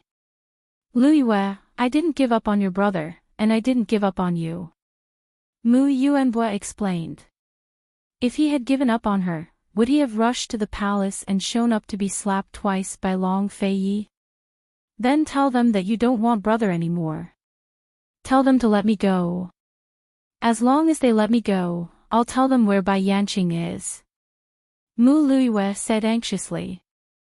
As soon as she said this, Long Fei Ye's lips curled into a sneer. Gu was even more disdainful. Gu Beiyue looked at Mu Yuanbo with sympathy. Mu Yuanbo was stunned. He looked at his daughter's face covered in blood and roaring at him. He suddenly felt weak and didn't know how to answer her. Father, why don't you tell me where Bai Yanqing is? Tell me. Father, you don't want to, right? Okay, you don't want Lu Yue for brother. I knew it. I knew you were biased since you were young. I hate you. I hate you. Mu Luyue burst into tears. Mu Yuanbo looked at her, his eyes wet. He had always known that he was not a good patriarch, but he felt that he was at least a good father. But he suddenly realized that he wasn't a good father either. How could he not know that his daughter had become like this? He had always thought that his daughter was spoiled and ignorant. He had never thought that his daughter would be so cowardly and selfish to this extent. He actually wanted him to give up on Qingwu. That was her biological brother. Besides, had she ever thought of him? Would Long Fei spare him as a father? Biased. Biased. I might as well kill myself. Maybe I can still see my mother. Mu Luyue was still crying. No matter how much she cried, the shadow guard did not stop. 2 shadow guards carried her away. In the end, Mu Yuanbo compromised. He didn't know why he compromised. He was so desperate that he couldn't think properly. Enchanting is in the Xingwang Temple on the outskirts of the western part of the city. His people are all there. He asked me to meet there twice. I don't know anything else. Mu Yuanbue sat dispiritedly, as if he could never stand up. Long Feiyi handed the father and daughter over to the shadow guard to deal with. Without any delay, he turned and left. Gu Beiyue paused for a while. He whispered to the shadow guard, "Don't lock them up for the time being. Keep a close eye on them and wait for orders. Also, hide the news. Don't let the people know that Mu Yuanbue is in our hands." Yes. The shadow guard immediately obeyed. If it was before, the shadow guard would still hesitate and ask if this was His Highness's idea. But now, even if he knew that it was Gu Beiyue's idea, the shadow guard still obeyed. At this time, a shadow guard came forward and said seriously, "Young Master Gu, you should hurry over. If there is an ambush in the Xingwang Temple, it will be bad." Gu Beiyue nodded and didn't say anything. In fact, he didn't have much hope. Since Enchanting let them out, he had full confidence that they wouldn't be able to find them. Long Feiyi and Gu couldn't understand such a simple logic, but they still looked everywhere like crazy. They still had a little bit of rationality, but that little bit of rationality could no longer support them to think properly. Gu Beiyue couldn't bear to break their last hope. It was said that the calmest person was the most cold-blooded person. In fact, the calmest person was the most pitiful person. It wasn't that they couldn't feel pain, but even if they felt it, they had to hold on. Even if they were in despair, they had to maintain hope. Gu Beiyue quickly caught up with Long Feiyi and the others. When they arrived at the Xingwang Temple, the sky was already bright. This Xingwang Temple was a dilapidated temple with dilapidated walls and overgrown weeds. Long Feiyi was the first to rush in. His speed was comparable to Gu Beiyue's. He searched the entire temple inside and out at the fastest speed, but the result was disappointing. Mu Yuanbue. Gu turned around to find someone to settle the score. He thought that Mu Yuanbue had lied to them. Gu Beiyue had to stop him. It seems that Enchanting has left. This place is so close to the imperial city. He wouldn't be stupid enough to hide here. As soon as he said this, Long Feiyi suddenly looked over. He realized that his judgment was wrong. I don't care if he left or not. Didn't Mu Yuanbue have a deal with Enchanting? Now that Poison Girl is in Enchanting's hands, Enchanting will definitely return Mu Qingwu to him. I'm going to wait. Gu said angrily. As soon as he said this, he was alerted and realized that he was completely wrong. If Enchanting suddenly kept his promise and released Mu Qingwu, Mu Yuanbue and the Li clan elders wouldn't have to beg for their forgiveness and help to save people. Gu Qishao viciously kicked at the dirt on the ground, but he couldn't vent his anger no matter what. Long Feiyi, on the other hand, was terrifyingly silent. He was like an expressionless, soulless death warrior, staring at the Xingwang Temple. Gu Beiyue wasn't worried about Gu. It was better to vent than to keep it in. After all, he was most worried about Long Feiyi. In fact, he was most worried about another thing. However, that was a secret. He couldn't say it, especially not at this time. If he said it, then he probably wouldn't be able to persuade Long Feiyi no matter how much effort he put in. Gu suddenly took out Immerse's sword and swept it fiercely at the surrounding weeds. After a few slashes, the surrounding vegetation was razed to the ground. Gu looked back and said coldly, Long Feiyi, where's the perplexing butterfly illusion? The perplexing butterfly illusion was the only way to lure out Enchanting. Long Feiyi stood motionless, as if he didn't hear Gu's words and didn't say a word. Gu Beiyue sighed helplessly.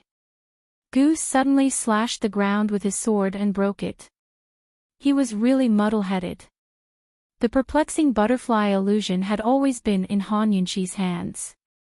Moreover, Long Fei Yi had already used the perplexing butterfly illusion to blackmail Bai Yanqing in the array, but Bai Yanqing had completely ignored them.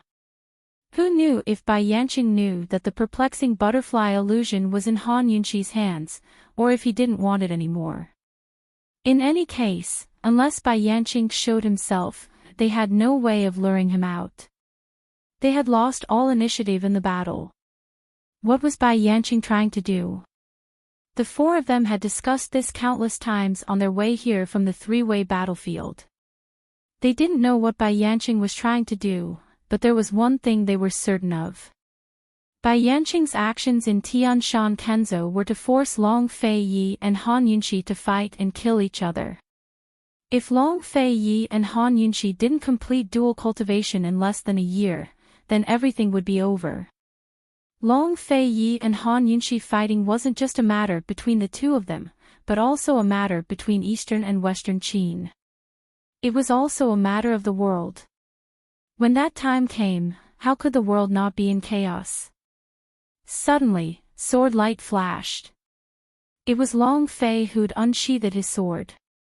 He turned around and dashed through the forest at high speed, leaving a trail of afterimages of his sword in his wake. Wherever he went, the trees were destroyed. Just how great was Long Fei Ye's hatred? Did he hate Bai Yanqing or himself? Gu Beiyue and Gu chased after Long Fei Yi, not daring to make a sound. They chased after him all the way to the city. Long Fei's sword glints and sword shadows along the way attracted countless onlookers, but Long Fei pretended not to notice. He went straight to the palace after entering the city. In the palace, Gu Beiyue made arrangements. Everything was in order. Everyone left behind by the Li clan's Mu family, including the Mu family's father and daughter, were imprisoned.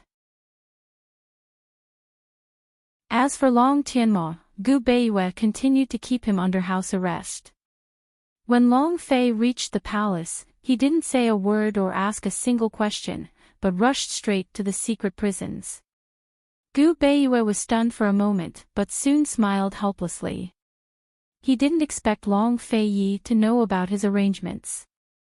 Although Long Fei Yi wasn't calm, he wasn't stupid at all when it came to things other than Han Yunxi's whereabouts. His sword was pressed against the ground and dragged all the way, making a low sound on the ground. The sound was even more obvious in the quiet secret prison. Long Fei Yi, what did you want to do? He stopped in front of the prison door where Mu Yuanbo was imprisoned and actually split open the door.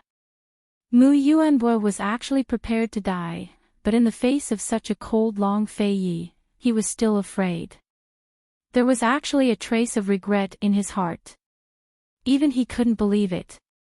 Long Fei Ye's sword was pointed in front of Mu Yuanbo. His angular and handsome face was full of coldness. He held the sword in one hand, and the other hand was hanging by his side. He clenched his fist and exuded a dense coldness. He was like a ruthless ice demon. Coldness and murderous intent began to pervade the prison. Even Gu Beiyue and Gu, who were standing behind Long Fei Yi, were unconsciously afraid, let alone Mu Yuanbo. Mu Yuanbo found that his hands were trembling uncontrollably. Finally, Mu Yuanbo couldn't help it, "Your Highness, old man." Before he could finish his words, Long Fei Ye's sword was raised fiercely. In an instant, the sword radiance was released. The sword radiance was so bright that it shattered the iron bars on all three sides of the prison. Gu Beiyue and Gu were forced to retreat and avoid it. The dazzling and powerful sword radiance engulfed Mu Yuanbo's figure.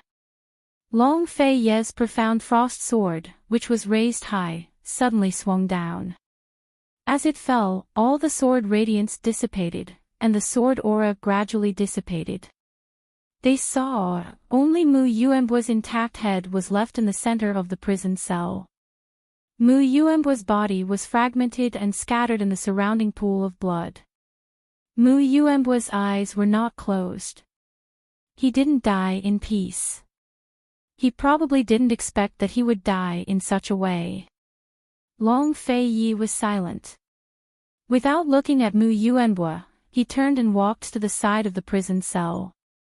Gu Beiwei was anxious and hurriedly chased after him. Your Highness.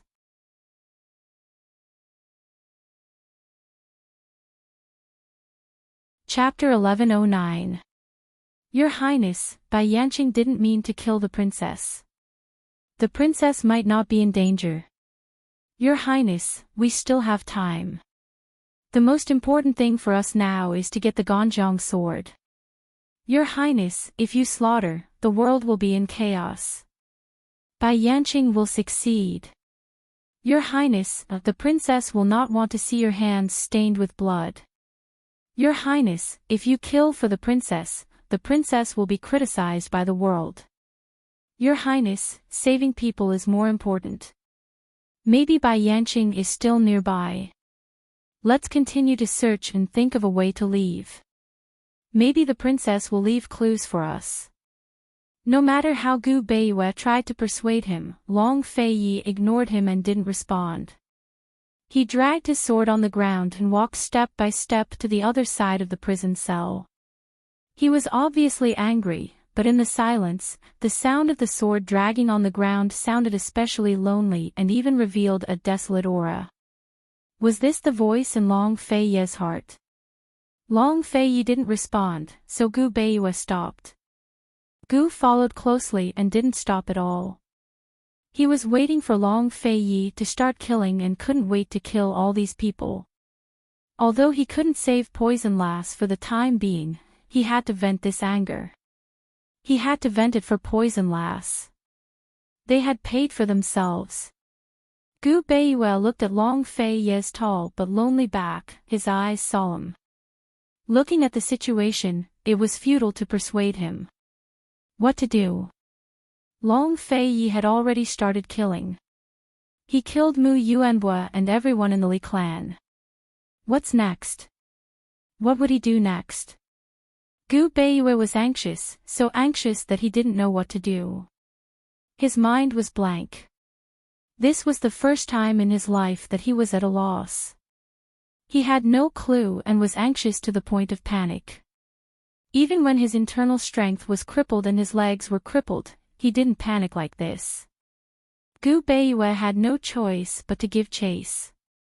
When he caught up, Long Fei Yi was just about to attack the 4 elders of the Li clan. Gu Beiwei pressed down on his sword. Your Highness, this world belongs to you and the princess.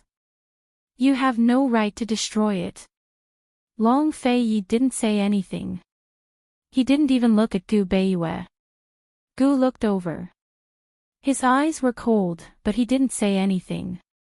With a wave of his hand, he sent Gu Beiwei flying. Gu Beiwei slammed into the wall beside him. Ignoring the pain, he got up and tried to stop him again. Unfortunately, as soon as he reached Long Fei Yi's side, he saw that the floor of the prison was covered in blood and flesh. Only 4 human heads were left, and their eyes were wide open.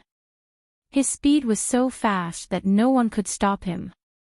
Gu Qishao was stunned by the sight before he muttered, satisfying. Even if he didn't have the chance to attack, watching Long Fei Yi take his revenge was very satisfying. Long Fei Yi was still silent. He was so silent that it made people afraid that he would never speak again. He dragged his blood-stained sword and continued to walk to the left side of the prison cell. On the left side of the prison cell was a large prison cell. There were more than 20 Li clansmen inside. They didn't know about the massacre in the prison, but when they saw Long Fei Yi's cold face, they were all afraid. This time, let me do it. Gu said coldly. Who knew that Long Fei Yi actually opened his mouth? He said, get lost.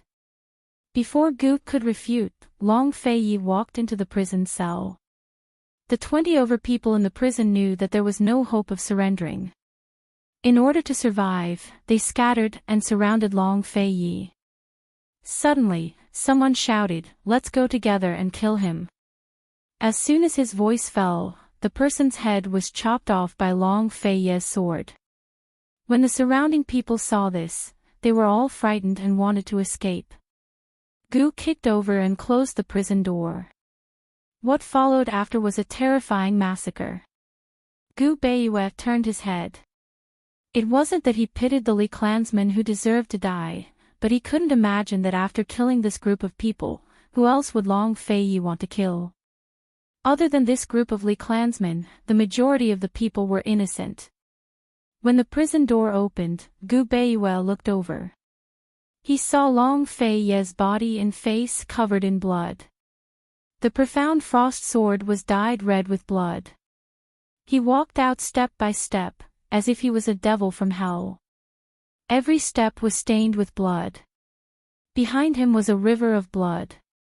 Had Long Fei Yi become a devil? His eyes were scarlet red. Seeing Long Fei Yi like this, walking over step by step, Gu Beiyue felt powerless. He muttered to himself, "Princess, where are you? Do you know that His Highness' hands are already stained with blood? Princess, do you know that His Highness has dyed Cloud Sky Continent with blood?" At this moment, how he wished that the princess could come back. How he wished that the princess could stand in front of him, and also stand in front of His Highness. Unfortunately, this was an extravagant hope. Long Fei Yi walked in front of him. Even though his brows were furrowed and his eyes were pleading, Long Fei Yi didn't stop. Instead, he dragged his sword and brushed past him. Gu Beiyue closed his eyes in despair. But Long Fei Yi stopped behind him. He spoke. His tone was very light, as if he was talking about a trivial matter. He said, "Gu Beiyue, I'll leave Tianan to you. Hang the heads of all the Li clansmen at the city gate. Don't forget Mu Luyue. Hang it up as well. Tell the world that anyone who uses commoners to threaten this crown prince, even if it's a woman, this crown prince won't let them off." After he finished speaking, he strode away. Gu Beiyue was stunned. Gu was also stunned. They didn't think that Long Fei Yi would actually resist. He didn't lose control, he didn't go crazy.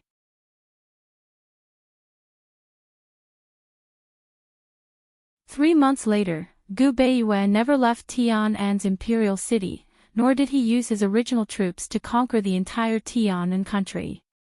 Gu Qishao, on the other hand, had searched everywhere he could, but reality proved that his efforts were all in vain. He couldn't find any news about Bai Yanqing. Bai Yanqing seemed to have vanished from the face of the earth. During these 3 months, Long Fei Yi didn't seek out Han Yunxi. He was always on the battlefield, and all the cities that he passed by were all taken down. All of the battles in the central regions and Tianning were over. The rebel armies were either killed or surrendered. Western Zhou's General Chu's rebel army had fled, while the rest of Western Zhou's army had long left Tianning's borders. Emperor Kong Qing kept all of his troops stationed at the border, trembling with fear every day. He was worried that Long Fei Yi would personally lead his troops to attack. However, news came from the army that Long Fei Yi hadn't personally led any of the battles. As soon as he arrived at the army, he used his horse as the vanguard to kill the enemy. One man could fight 100, or even 1,000. For 3 whole months, no one heard him speak a single word, not even a word. Tang Li came down the mountain to look for him, but he knew he was in the army. Every time he did, Long Tianmo would leave. It was as if he was purposely avoiding meeting with anyone. After 3 months, Ning Qing and Jin Zi finally conquered the southern regions of northern Li. They were now in a standoff with the northern dynasty's emperors. Although Jin Zi had used the Tiger troops to recruit a few batches of Black Clan soldiers, their numbers were still limited. It was a miracle that they could conquer the southern regions of northern Li before winter set in. Most importantly, Ning Qing hadn't lost a single battle. How could Ning Qing focus on the war? Every 10 days, she would send a letter to Gu Beiyue, asking about the princess' whereabouts and Long Fei Ye's plans to rescue her. Unfortunately, Gu Beiyue's replies disappointed her every time. For 3 months, Han Yunxi was tied up in a dark room. She couldn't see the other hostages. Bai Yanqing was very vigilant against her. He personally delivered her 3 meals a day and didn't say a single word to her. No matter how she provoked him, he wouldn't answer. The little thing wasn't her turning point. She had mastered the perplexing butterfly illusion, the poison of the 5 elements, beauty's blood, corpse's blood, and poison Gu's blood. Han Yunxi wasn't worried about herself. She was only worried about Long Fei Yi. She didn't even care about the time of dual cultivation. She couldn't imagine how Long Fei Yi had been living these days after she was kidnapped. This morning, Bai Yanqing delivered breakfast as usual. Han Yunxi's hand was gently stroking her stomach. When she heard the noise, she quickly let go.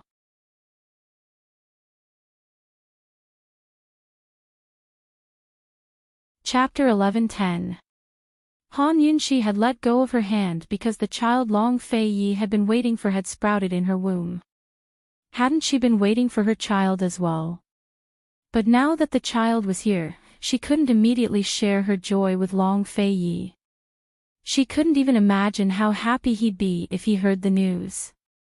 That day, after Bai Yanqing knocked her unconscious in the array, she woke up to find herself in a little black room. She didn't know how many days she'd been unconscious, nor did she know when day and night had passed. Bai Yanqing was probably afraid of her, so he only gave her 3 meals a day. Unless necessary, he wouldn't answer her at all. She really couldn't get anything out of him. She activated all the functions of her detoxification system and found countless poisonous plants around her. The only thing she was certain of was that Bai Yanqing had locked her up in the poison sect's Forbidden Grounds poison storehouse. As for where the storehouse was, she had no idea. She spent her days in complete darkness, worrying about Long Fei Ye's condition, but unable to do anything. This was probably the most depressing thing she'd ever experienced in her life. It wasn't until she realized that her abdomen would occasionally swell with pain, but her good friend still hadn't shown up that she realized she might be pregnant. Her abdomen would occasionally hurt in the early stages of pregnancy, very similar to when her good friend showed up. Although she was a doctor, she wasn't an obstetrician, so she didn't know much about this. She'd only learned this when she chatted with Ning Jing at Three-Way Black Market, and Ning Jing had told her. The pulse in the early stages of pregnancy was very, very weak and varied from person to person. Some people's pulses could be felt in the 30th day of pregnancy, while others needed 40 or even 50 days to feel the pregnancy pulse. She didn't know how old the child was when she felt the pregnancy pulse. She also didn't know how old the child in her womb was at that time. Thinking about it, she'd be lying if she said she didn't feel guilty. If this child had been discovered earlier, everything would have been different.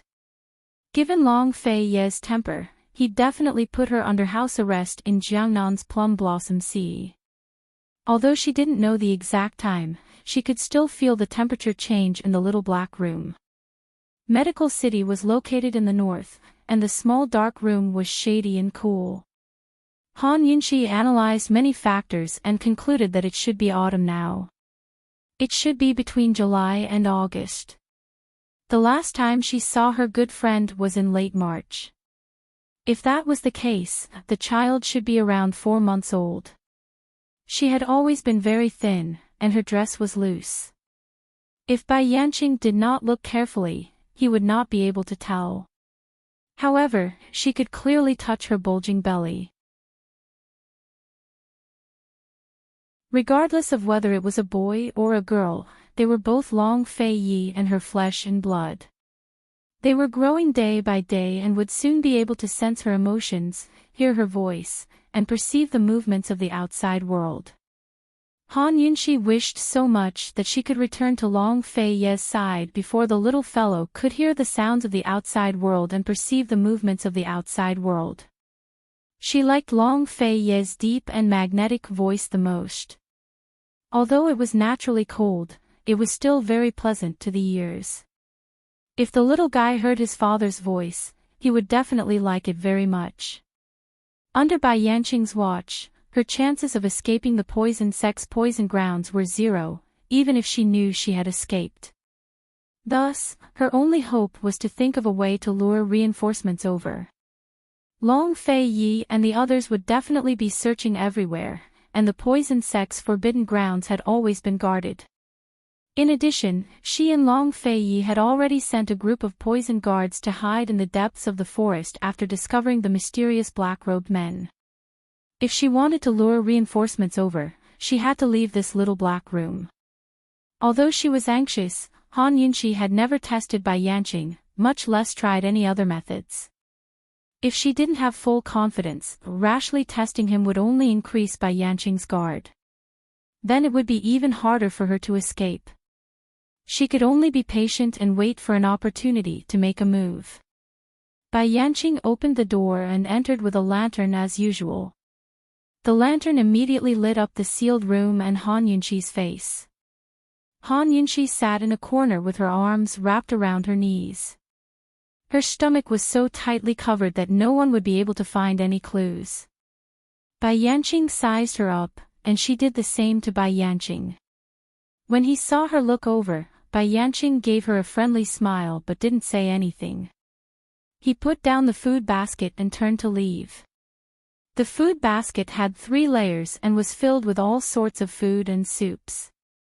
Bai Yanqing seemed to be very worried that she wouldn't eat well and was especially attentive to her food. Han Yunxi knew that Bai Yanqing was taking care of her so much because he was afraid that her body would be damaged during her imprisonment and she wouldn't be able to contend against Long Fei Yi. He wanted her and Long Fei Yi to fight and kill each other, but that was on the premise that she was safe and sound, neither sick nor injured. Only when the two of them were on par with each other would the battle be exciting, right? Even though she knew that Bai Yanqing didn't have good intentions and was vicious, Han Yunxi still ate her 3 meals a day with a clear conscience. If she didn't eat her fill, how could she have the strength to fight against him? If she didn't eat her fill, how could she ensure that the little fellow in her stomach was nourished? Based on this point, she was much luckier than Ning Jing. Han Yunxi also knew that the fact that Bai Yanqing didn't hurt her would be a huge bargaining chip for her. If she wanted to escape from the small dark room, she could only use this to make a fuss.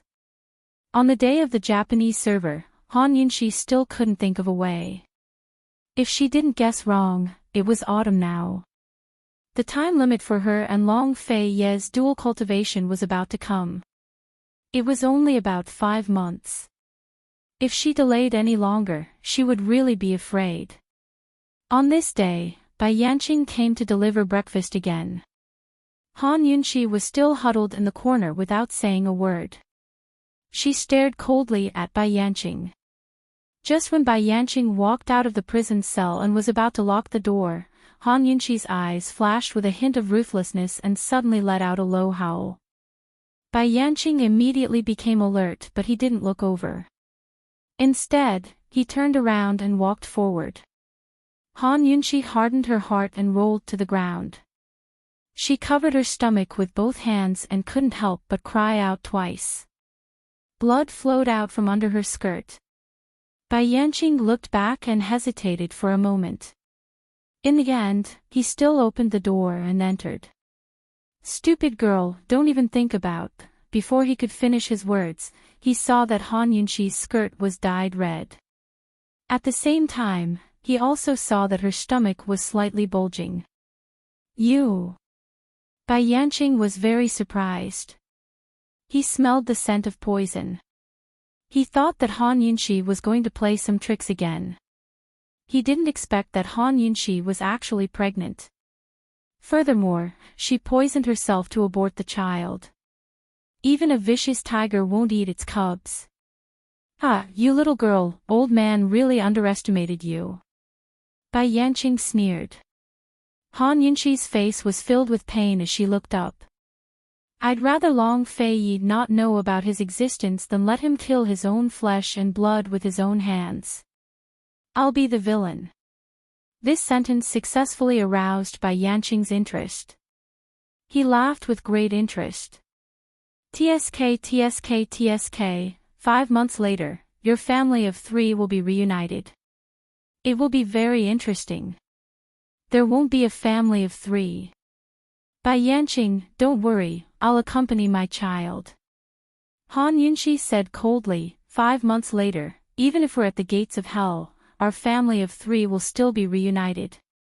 Let me tell you, I'll definitely not raise my sword against Long Fei Yi in this lifetime. What does it feel like to truly love someone? What does it feel like to be truly loved?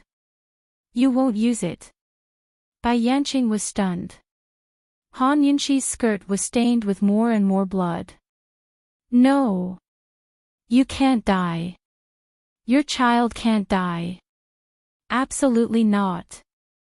Bai Yanqing seemed to have gone crazy. A cold glint flashed across Han Yunxi's eyes as she said, you definitely won't be able to detoxify my poison. These words successfully angered Bai Yanqing and also made Bai Yanqing anxious. He immediately rushed out and shouted, someone, go to Medical City and get an obstetrician for old man. Hurry. Upon hearing this, Han Yunxi heaved a sigh of relief. She had indeed poisoned herself, but the dosage was carefully prescribed by the detoxification system. If there had been a little more, not to mention the child, even she would have lost her life. This dosage was enough to cause the symptoms of a miscarriage, but if the poison was detoxified in time, she could still be saved and recover. She had no other choice. This was the only way and she could only take this risk.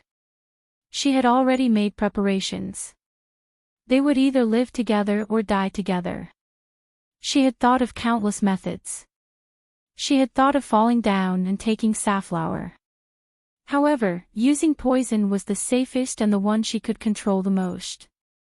After all, she didn't leave a way out for herself, but she had to leave a way out for the child. If she regretted it, the antidote would be available at any time. Bai Yanqing took a blood sample from the ground.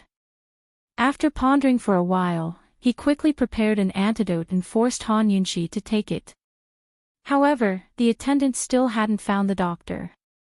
Han Yunxi curled up on the ground, shivering. She seemed to be very cold. She seemed to be still bleeding. The bloodstains on her dress were slowly spreading. Bai Yanqing stood high above and watched. He had no choice but to personally find a quilt from the stone couch to cover Han Yunxi. However, the quilt didn't help. Why hasn't the doctor come yet? He shouted. Hao San hurriedly walked in. Master, it's not that easy to go to Medical City to catch someone. What if we alert the enemy? In this subordinate's opinion, the child is gone. Bai Yanqing looked at the shivering and pale Han Yunxi. He asked, can you guarantee that both the child and the child won't die?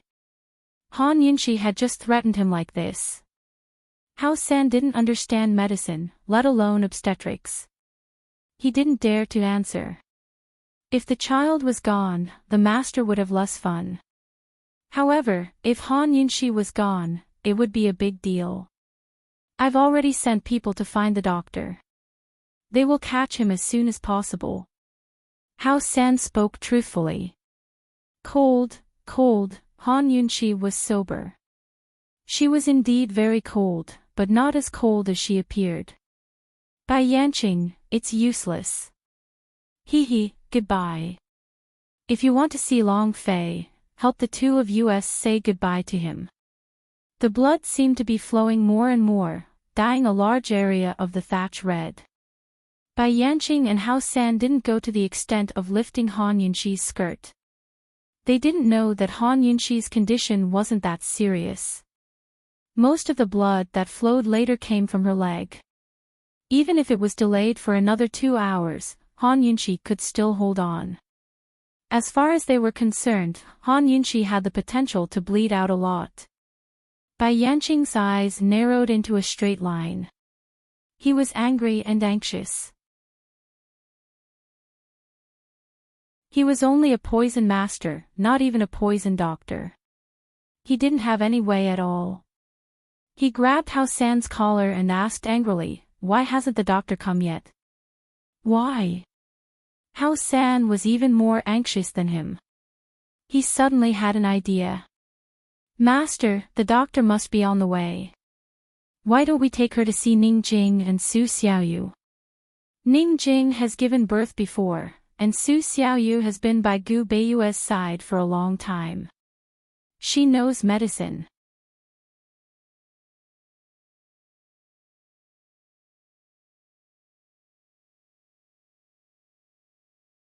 Han Yunxi must have suffered a miscarriage because of something. When encountering such a thing, the most terrible thing was to be tossed around. She must lie down on the bed and not move around. After being yelled at by Ning Jing, Bai Yanqing was resentful. He put Han Yunxi on the stone couch and said coldly, "She suffered a miscarriage due to poisoning. The poison has been cured. The doctor is on the way. You two think of a way. If anything happens to her, you two will be buried with her." If one didn't know about this scene, they wouldn't be able to guess that Han Yunxi was kidnapped by Bai Yanqing. Ning Jing and Su Xiaoyu didn't care about what happened. Ning Jing quickly took a quilt to help Han Yunxi keep her warm. Su Xiaoyu quickly took her pulse. Han Yunxi had already closed her eyes and pretended to be unconscious. However, she knew that Bai Yanqing and Hao San were still standing at the side. Su Xiaoyu had been with Gu Beiyue for so long. Her talent was better than Bailey Mingxiang's. She did have some skills.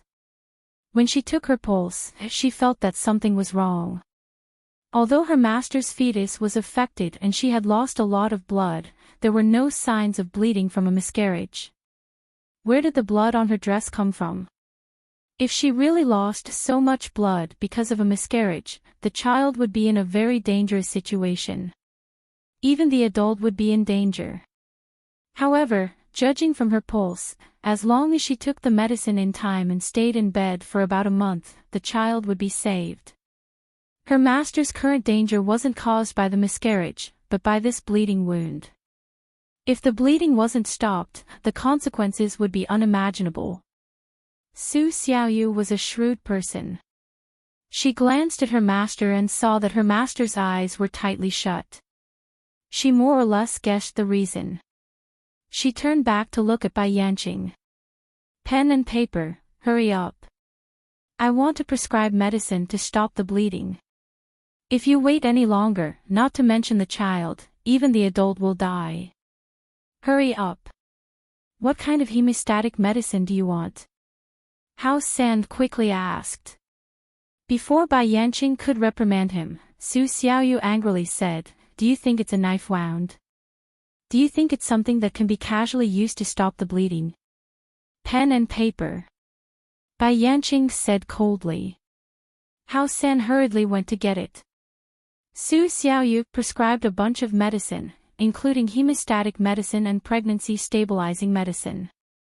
"Hurry up. You have to be quick." Su Xiaoyu's nervous appearance made everyone present snort coldly. However, Bai Yanqing still looked through all the medicinal ingredients. After confirming that Su Xiaoyu's prescription didn't contain any other information, he asked Hao San to personally go and get it. This place was very close to Medical City. Once they arrived at Medical City, there would be no need to worry that they wouldn't want it. Ning Jing didn't know the truth. She was such a stubborn person, but she was already crying. She stood at the side, not knowing what to do. This made Bai Yanqing believe Su Xiaoyu's words even more. A complicated look flitted across Su Xiaoyu's eyes. Although she hesitated, she steeled her heart and took a gamble in the end. She pretended to be nervous and hurried. She lifted the blanket and was about to lift Han Yunxi's skirt when she suddenly turned back to look at Bai Yanqing. She said fiercely, "Get out." If Bai Yanqing wasn't worried about Han Yunqi's life, how could he tolerate Ning Jing and Su Xiaoyu being so fierce to him? "What are you doing?" Bai Yanqing still asked cautiously. "Checking. If the situation is bad, we can only abandon the child and try to save the mother," Su Xiaoyu said seriously. "No." Ning Jing stood up immediately. Little Yu was acting, but Ning Jing was really anxious and sad. She took little Yu's hand and cried, "Is there no other way?" As a mother, she couldn't bear to see this kind of thing. "Sister Jing, don't be like this. I have to check quickly. If there's a delay, then..." Su Xiaoyu didn't continue and pushed Ning Jing away. Bai Yanqing retreated and ordered someone to lock the door. He personally stood guard at the door and waited. Even if the three of them were locked up together, they wouldn't be able to do anything. Bai Yanqing would never have thought that he had underestimated Su Xiaoyu so much. The three of them really wouldn't be able to do anything if they were locked up in the secret chamber. As soon as the stone door closed, Han Yunqi immediately opened her eyes. Ning Jing was shocked. She was about to speak when Su Xiaoyu quickly covered her mouth and whispered, "Guard the door in case they suddenly barge in." Ning Jing didn't understand, but still did as she was told. Han Yunqi really wanted to stop the bleeding, but she didn't dare to move. Although the poison had been neutralized, she was indeed showing signs of a miscarriage. She had to be very careful, especially after losing so much blood. Her body was much weaker. If she suffered a miscarriage because of the excessive blood loss from the wound on her thigh, she would be finished. If something really happened to the little guy in her womb, she wouldn't have the face to see Long Fei Yi for the rest of her life. "Master, you have hemostatic medicine, right?" Su Xiaoyu asked as she lifted her skirt. Han Yunqi immediately passed it to her. "Little girl, long time no see. You're still so smart." Su Xiaoyu didn't say anything. She stopped the bleeding and bandaged Han Yunqi's wound as fast as she could. After confirming that there weren't any major problems, she carefully pulled down her skirt and covered her with the blanket. She looked at Han Yunqi and said seriously, "Master, Xiao Yu missed you." Han Yunqi pinched her cheeks and said helplessly, "It's Master's fault for not being able to save you. It's a good thing Xiao Yu didn't get rescued. Otherwise, Master wouldn't be able to keep up this act today," Su Xiaoyu said in a low voice. Han Yunqi had Xiao Yu come closer and whispered, "Xiao Yu this is the Clearbreeze Mountain Palace in the Poison Sect's Forbidden Grounds. Think of a way to write a prescription and send these words out. This is our only way out." Su Xiaoyu was shocked. "How did you know?" "I can't be wrong." Han Yunqi said seriously, "There's no need to send them out all at once. Take your time. We still have 5 months. I have to take the medicine for at least a month, so you'll have plenty of chances. Bai Yanqing is very shrewd, so you must be careful." "Understood." Su Xiaoyu nodded. Han Yunqi was still worried and added, "They've gone to Medical City to catch a doctor. The doctors there are all on our side, so we'll act according to the circumstances." "All right." Su Xiaoyu nodded seriously again. How should they write the prescription so that Bai Yanqing won't find out? How should they attract the attention of the person who's going to get the medicine? This wasn't a simple matter. At this moment, Ning Jing walked over and whispered, "Just what's going on?" Bai Yanqing seems to be very worried about this child.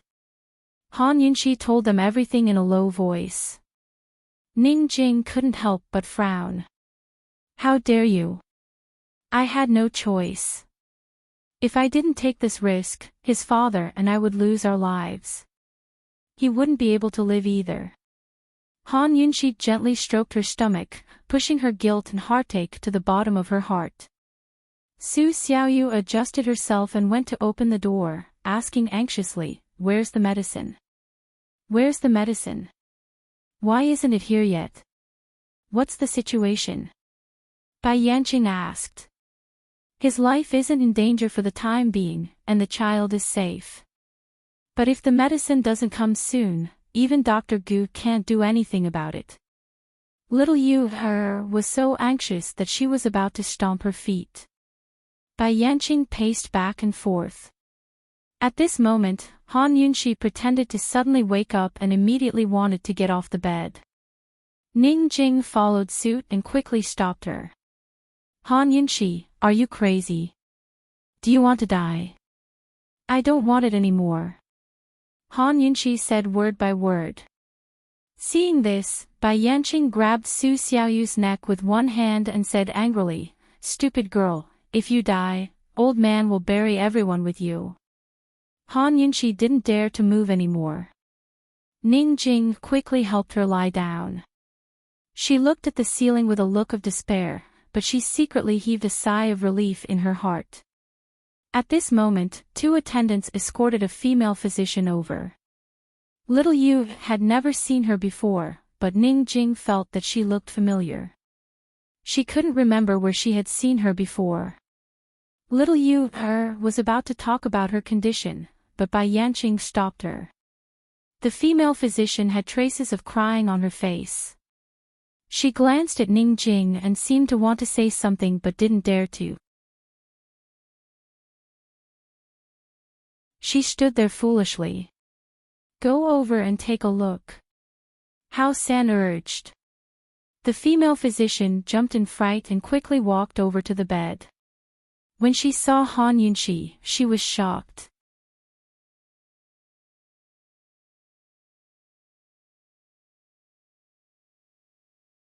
Chapter 11-12. The female doctor was already extremely frightened when she was kidnapped. When she saw Han Yunxi, she was so frightened that she almost handed her over. Han Yunxi was also very surprised to see Medical City. Wasn't this the fourth young miss of the Ren family in Medical City? Bai Yanqing's men had actually kidnapped fourth young Miss Ren. Wasn't this too much of a coincidence?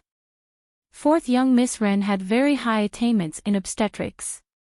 During the medical conference back then, Gu Beiyue had personally picked her to be his assistant. First, he liked her medical skills, and second, because of her background. The Ren family was a major power in Medical City. Since Gu Beiyue had helped fourth young Miss Ren, the Ren family would naturally stand on Gu Beiyue's side. Seeing fourth young Miss Ren's shocked expression, Han Yunxi hurriedly gave her a look. Fourth young Miss Ren looked confused. Who knew that Bai Yanqing would suddenly shout, "Men, go! Get that prescription back! Quick!" What was going on? Could it be that Bai Yanqing realized that the secret of the prescription would be leaked? But he had already checked the prescription, hadn't he? Su Xiaoyu and Ning Jing looked at each other, not daring to move. Han Yunxi was still calm. She was still lying on the bed, maintaining a look of despair. Fourth young Miss Ren was terrified and at a loss. She had just taken care of a pregnant woman in the obstetrics department. After tidying herself up, she was about to go home when she was suddenly kidnapped. The kidnappers were dressed in black and had covered her eyes the entire way. She didn't even know who she had offended and why they wanted to kidnap her. However, she understood everything as soon as she saw Ning Jing. The kidnapping of Ning Jing and Su Xiaoyu had never been made public. Only the young master knew about it. As for Han Yunxi's kidnapping, very few people knew about it. She originally didn't know anything. It was only when Dean Beiyue wrote her a letter 3 months ago, asking her to help search for him, that she realized the severity of the situation. Dean Beiyue wanted her to instruct all the obstetricians to pay attention to every patient and prescription. If there were any abnormalities, they were not to expose them on the spot. They were to report them immediately. Due to the incident with Gu, Dean Bayue had personally established a complete and strict obstetric system as soon as he took over the position of dean.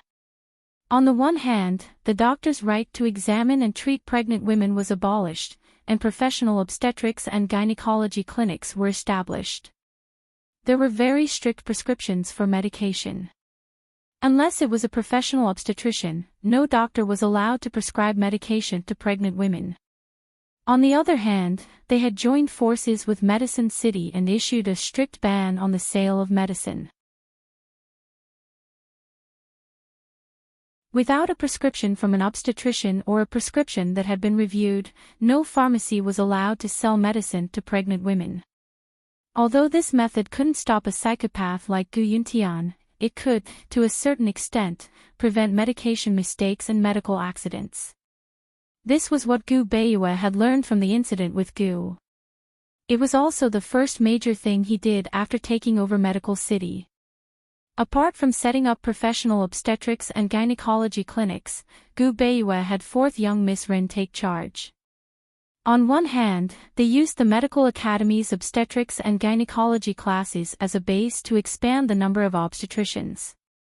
On the other hand, they organized the experienced old doctors to study the safety of medication for pregnant women.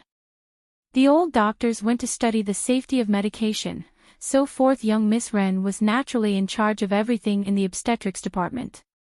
Coupled with the fact that she had the support of the Ren family behind her, she had become the true leader of the obstetrics department in the past 2 years. All the obstetrics clinics were under her control. It was a piece of cake for her to pass on Dean Bayue's secret orders. The reason why Dean Bayue wanted her to instruct the various obstetricians to pay attention to patients and prescriptions was precisely because Han Yunxi was pregnant. Of course, she didn't tell anyone about this secret. After all, even Long Fei-yi didn't know about this secret. Who knew if Long Fei-yi would lose his mind if he found out? Dean Bayue had said that this wasn't an absolute clue. It was just a precaution. By now, the princess would definitely know she was pregnant. With the princess's body, it was unavoidable for her to take medication in the second trimester. Bai Yanqing was only a poisons master, not a poisons doctor. He didn't have anyone who knew obstetrics by his side either. If the princess needed medication, it was very likely that she would tamper with the prescriptions. Fourth young Miss Ren had been waiting the entire time, waiting for the clinic below to report the suspicious prescriptions, but she never thought she would be kidnapped and see the princess with her own eyes. How could she not be surprised? How could she not be shocked? Right now, her mind was completely blank. The guards were confused, but they immediately chased after the prescriptions that had been sent out. Bai Yanqing walked towards fourth young Miss Ren step by step, studying her coldly. Where did you kidnap her from? Bai Yanqing asked. She was in the obstetrics department of the Medical Academy. It's already so late, but she was the only one I saw, the guard replied honestly. Bai Yanqing sneered. Fourth young Miss Ren. The more he looked at this female doctor, the more familiar he found her. He recalled her after some thought. This female doctor was the one that Gu Bayue had called out during the medical skills competition. She was the daughter of the Ren family, one of Gu Bayue's subordinates, and a famous doctor. Now that she was missing, Medical City would probably be in an uproar. However, it didn't matter. He was absolutely certain that no one would be able to find this place. However, once fourth young Miss Ren's handwriting was leaked, there was a chance that someone would recognize it. Similarly, Su Xiaoyu's handwriting would also be recognized. Long Fei-yi and the rest had set up an inescapable trap. During these 3 months, he wouldn't have left the underground palace unless he had no other choice. In his panic earlier, he only checked the prescriptions, but didn't notice the problem with the handwriting. Only after recognizing fourth young Miss Ren did he remember this detail. Fourth young Miss Ren turned around and looked at Bai Yanqing. You, what exactly do you want? The princess of Western Qin had a miscarriage after taking poison. The poison has been neutralized. Dr. Ren, please take a good look at her condition. After all, it's a matter of life and death. Bai Yanqing said politely. Bai Yanqing, what do you mean by getting the prescriptions back? If the medicine doesn't arrive soon, we won't be able to keep the baby. Su Xiaoyu said anxiously. Someone, gag their mouths for old man. Bai Yanqing said coldly. Undoubtedly, he wanted to hear fourth young Miss Ren's diagnosis and see if it was the same as Su Xiaoyu's. Su Xiaoyu and Ning Jing's mouths were gagged. Fourth young Miss Ren had a complicated look in her eyes. She looked at Su Xiaoyu and Ning Jing and asked in astonishment, miscarriage. The princess is pregnant. Fourth young Miss Ren was chosen by Gu Beiyue and entrusted with the important task of imparting medical skills to her. On one hand, she was talented. On the other hand, she was smart and meticulous. Although she was so scared that her legs turned to jelly, she still held on. Based on the current situation, Bai Yanqing would definitely not let her go. If they wanted to get help, they would have to rely on the prescriptions.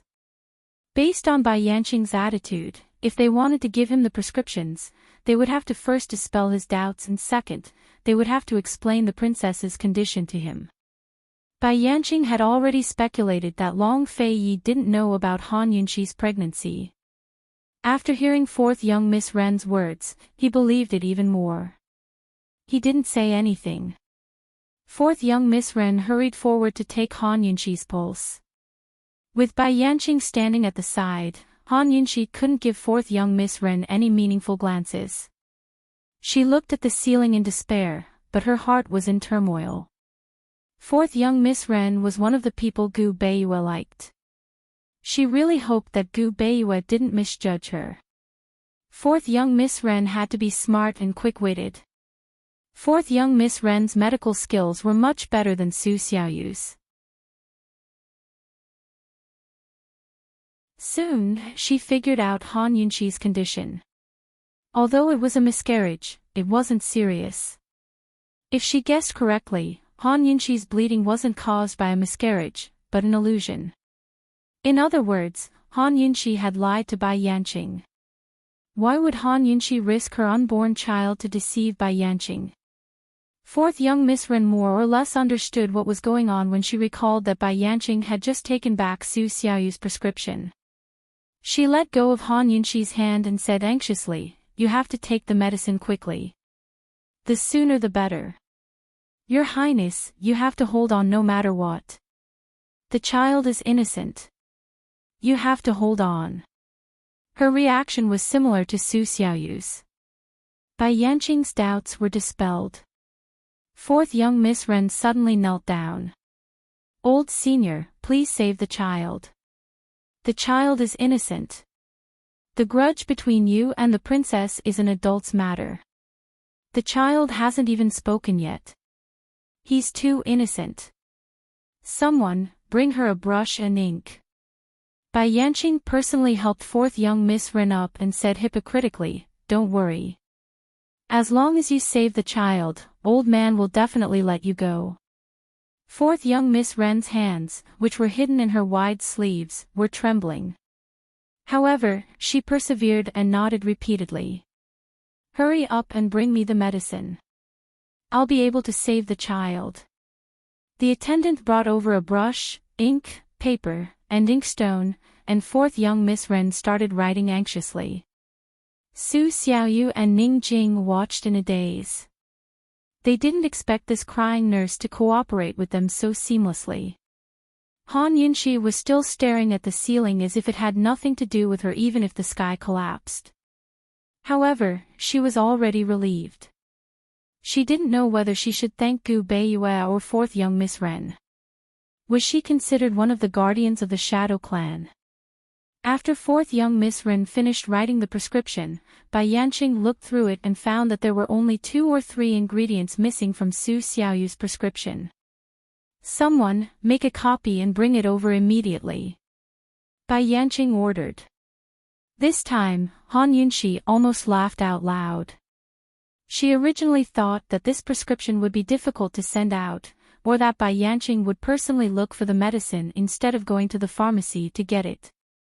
However, after hearing what he said, Han Yunxi realized that she had misunderstood. Bai Yanqing was only worried about the handwriting. This old fellow was really meticulous. No matter what, as long as the prescription could be sent to the pharmacy to get it, there was hope that they could spread the news. With fourth young Miss Ren around, there would be one more person to think of a solution. After fourth young Miss Ren's prescription was copied, it was immediately sent to get the medicine. You must be quick. Be quick.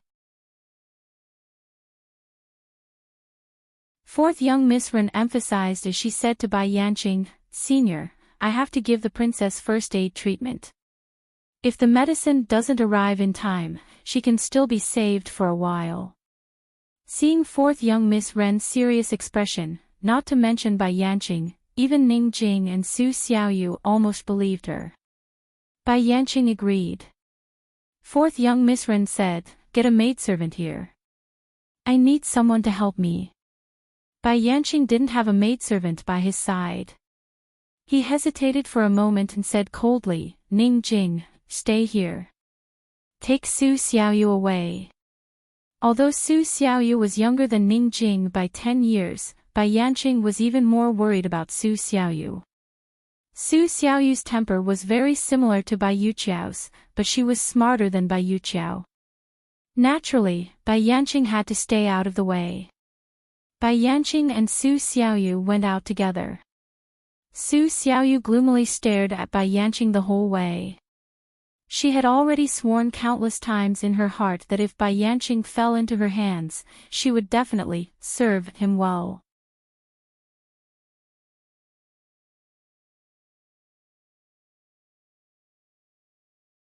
Chapter 11-13. As soon as the stone door closed, Han Yunxi immediately turned back, but fourth young Miss Ren fell to the ground, her legs weak. It was too frightening. She'd gone through countless life-or-death situations, but none of them had been as dangerous as this. Han Yunxi smiled. She recalled how she'd reacted the same way the first time she'd rescued a poison patient during her internship at the medical academy. A doctor's calmness had been cultivated through countless life-or-death situations. Women who studied medicine, especially those who were experienced and accomplished in their studies, couldn't be lacking. Ning Jing hurried over to support fourth young Miss Ren and whispered, "Good job, don't be afraid." Fourth young Miss Ren relaxed a little with someone holding her hand. She hurried over to Han Yunxi. "Princess, His Highness the Crown Prince and Academy Head Beiyue are looking for you everywhere." Fourth young Miss Ren almost revealed that Academy Head Beiyue knew about the princess's pregnancy, but she stopped herself in time. Fourth young Miss Ren didn't know why Academy Head Beiyue was hiding this. She only knew that if His Highness the Crown Prince found out, Academy Head Beiyue would be in big trouble. "Is Long Feiyi doing well?" Han Yunxi asked hastily. "I heard that His Highness the Crown Prince has been in the army recently, killing enemies on his own. East Qin's army only needed 3 months to subdue the rebels in the central and southern regions, and beat back Western Zhou's army. Now, aside from northern Li, the rest of the world is at peace," fourth young Miss Ren replied seriously. Han Yunxi was asking about Long Feiyi, but fourth young Miss Ren was asking about the rest of the world. But wasn't Long Feiyi the rest of the world? If Long Feiyi wasn't doing well, how could the rest of the world be doing well? Han Yunxi's lips curled into a helpless smile. She thought she must have lost her mind from being locked up. How could fourth young Miss Ren know about Long Feiyi's exact situation? It was pointless for her to ask. 3 months ago, many Shadow Guard and Poison Guards came to Medical City, as well as a group of Celestial Mountain experts. "They're still hiding in the Poison Sect, probably looking for you," fourth young Miss Ren continued. "Fourth young Miss Ren, it was all thanks to you just now," Han Yunxi changed the topic. After all, what she heard from others was not as good as what she saw with her own eyes. She really, really wanted to see Long Fei Yi. She really, really wanted to know what he was doing now. She really wanted to hold his hand, interlock their fingers, lean on his shoulder, and talk to him. Some people were destined not to be missed. Once they were missed, they would feel like crying. They had to be by their side forever to feel at ease. Han Yunxi didn't want to cry when she was pregnant, and she didn't like to cry. Princess, I've already sent the news out. Don't worry, Dean Beiyue will receive the news very soon. They'll come to Medical City soon. Fourth young Miss Ren lowered her voice. Han Yunxi and Ning Jing were both very surprised. Han Yunxi knew that as soon as the prescription was sent to the pharmacy, it would be transferred to the obstetrics clinic for examination. All the obstetrics doctors in Cloud Realm Continent were arranged by fourth young Miss Ren, but there were only 2 obstetrics clinics in Medical City. One was in the Medical Academy, and the other was a maternity clinic attached to the Medical Academy. Not just anyone could enter the Medical Academy, so the prescription would definitely be sent to the maternity clinic. The people there were all fourth young Miss Ren's subordinates. But Han Yunxi couldn't figure out what fourth young Miss Ren had written to avoid Bai Yanqing's eyes and send the news out. What did you write in the prescription? Han Yunxi asked in astonishment. Fourth young Miss Ren had Ning Jing lean over and tell them in a low voice. Han Yunxi and Ning Jing were full of admiration and hope at the same time. As long as the prescription was sent to the pharmacy, Gu Beiyue would at least be able to confirm that they were in Medical City. As long as the area was confirmed, it would be much easier to find them. Moreover, as long as they recognized the first prescription, they would pay extra attention to the rest. Who knew if they'd have a chance to talk alone after this, but Han Yunxi quickly told fourth young Miss Ren the exact address. Bai Yanqing wouldn't let Su Xiaoyu write any more prescriptions, so the heavy responsibility fell on fourth young Miss Ren's shoulders. After making the best use of the time to explain everything, Han Yunxi asked fourth young Miss Ren to do a detailed checkup on her to ensure that the baby in her belly was fine. Fourth young Miss Ren immediately became nervous again, her hands trembling. It's fine. Don't worry, Bai Yanqing won't come in. Han Yunxi comforted her in a low voice. Your Highness, this. Fourth young Miss Ren smiled helplessly and bitterly. This is the Crown Prince's child, the common bloodline of both the Eastern and Western Qin imperial families. I'm not afraid, I'm just nervous. Hearing this, Han Yunxi and Ning Jing fell silent. This child's identity was too noble, so fourth Miss Ren was nervous. However, for them, the words, the common bloodline of the 2 royal families of East and West Qin, were full of too much bitterness, difficulty, and helplessness that could not be explained. Han Yunxi gently stroked her slightly bulging belly and couldn't help but ask, I wonder if it's a boy or a girl. Your Highness, let's have Academy head Beiyue take your pulse later. He might know, fourth young Miss Ren said quickly. How would he know?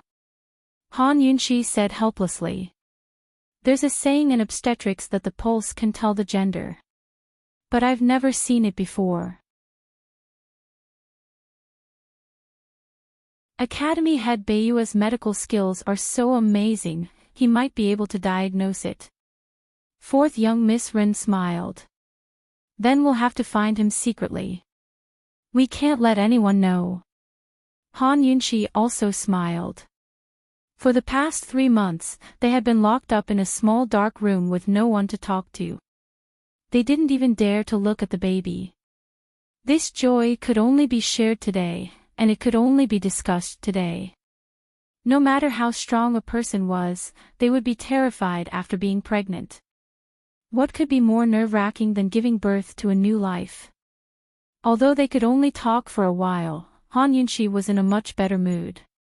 She said, whether it's a boy or a girl, Long Fei Yi will like it. Ning Jing's mind wandered. She thought, Tang Li must also love little Tang Tang very much. That's their only child in this lifetime. After a serious examination, fourth young Miss Ren gave Han Yunxi a reassuring diagnosis.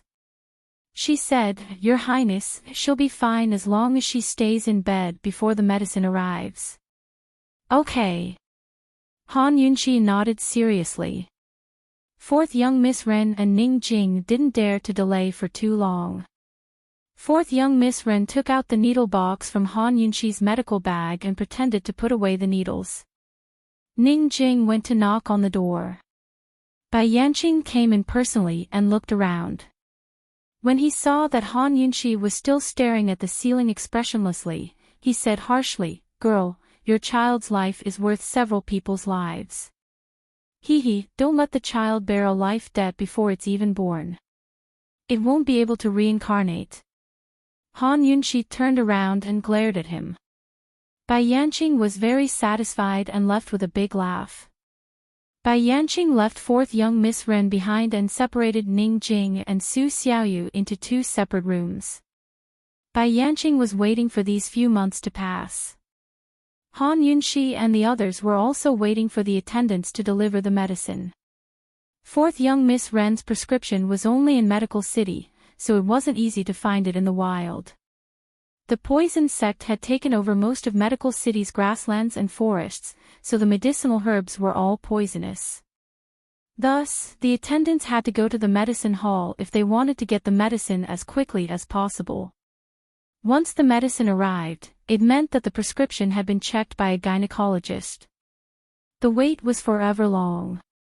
Han Yunxi hesitated, then had fourth young Miss Ren rush the attendant. If the attendant took the prescription to the medicine hall and learned that it had to be checked by a gynecologist, would he come back to ask for Bai Yanqing's opinion? If that was the case, they would be in even more danger. Tell him that my condition has changed and I need to take the medicine as soon as possible, Han Yunxi said softly. Fourth young Miss Ren took a deep breath and quickly knocked on the door. The one who opened the door wasn't Bai Yanqing, but a guard. Fourth young Miss Ren looked anxious. I want to see Senior Bai. Hao San happened to pass by at this moment. He'd already brought back Su Xiaoyu's prescription and was heading over from Bai Yanqing's place. What do you want? Hao San asked irritably. Why haven't the medicine I prescribed arrived yet? Please tell Senior Bai that the princess's condition has worsened and she needs to take the medicine as soon as possible. Can you hurry the person in charge? Fourth young Miss Ren asked seriously. What's the rush? Just wait. Hao San said unhappily. Princess, there's no rush, but we don't want to die. If we can't keep the child. Fourth young Miss Ren started to sob. Lock her up. Hao San impatiently ordered. Despite his impatience, Hao San didn't ask for Bai Yanqing's permission after the door was closed. He hurriedly ordered the guards to hurry the person in charge. No matter what, bring the medicine back as soon as possible. If we anger Master, we'll all suffer. Hao San thought that since Master had personally inspected the prescription and ordered someone to make a copy, there shouldn't be any more problems. What he didn't know was that it was precisely because he sent someone to hurry the person in charge that the attendant, who was originally hesitating whether or not to take the prescription to the obstetrics clinic, no longer hesitated and directly sent the prescription to the obstetrics clinic. Before long, fourth young Miss Ren was called out of the secret room and brought to another stone room. When she saw the table full of medicinal ingredients, she almost cried out. Of course, she held it in very well. She knew that the prescription must be on its way to Dean Beiyue. At this moment, Gu Beiyue was no longer in the Tian and imperial capital. He was at the entrance of the medicine-requesting cave. Gu, who he hadn't seen for a long time, was standing next to him. Tang Li was also there. Gu had received a secret letter from Old Man of Alchemy, saying that Immerse's treasured sword had basically been forged. It was just waiting for the swordsman to personally sharpen it. Sharpening was to grind away the impurities on the blade and reveal its sharpness. If the swordsman personally sharpened the blade, the person and the sword would have a better rapport. Moreover, a treasured sword forged from the earthly fire Kuan furnace was no ordinary sword. With the old man of alchemy and Yi Xiao's strength, it was impossible for them to sharpen it. As soon as Gu received the news, he told Long Fei Yi and Gu Beiyue. Gu Beiyue told Tang Li. Gu Beiyue was a benevolent person. He knew that Tang Li had already been searching for His Highness for 3 whole months. Using this opportunity, Tang Li should be able to see His Highness. Long Fei Yi won't not come, right? Gu questioned angrily. During this time, he had been running all over the world like a madman. His temper was especially irritable. He didn't even know how long it had been since he last smiled. He will. My brother will definitely come. Tang Li was very sure. He believed that his brother wasn't someone who would back down, let alone someone who was weak. In these 3 months, although he hadn't said a word, he had never stopped sending secret letters to the Shadow Guard. He had always been arranging for the Shadow Guard to find his sister-in-law's whereabouts. He had also been going to the battlefield alone. He was strong. How could he back down? Sure enough, the sound of hooves could be heard. Long Fei Yi galloped over on his horse. He was dressed in black, and his face was thin and cold. His entire person was silent and cold.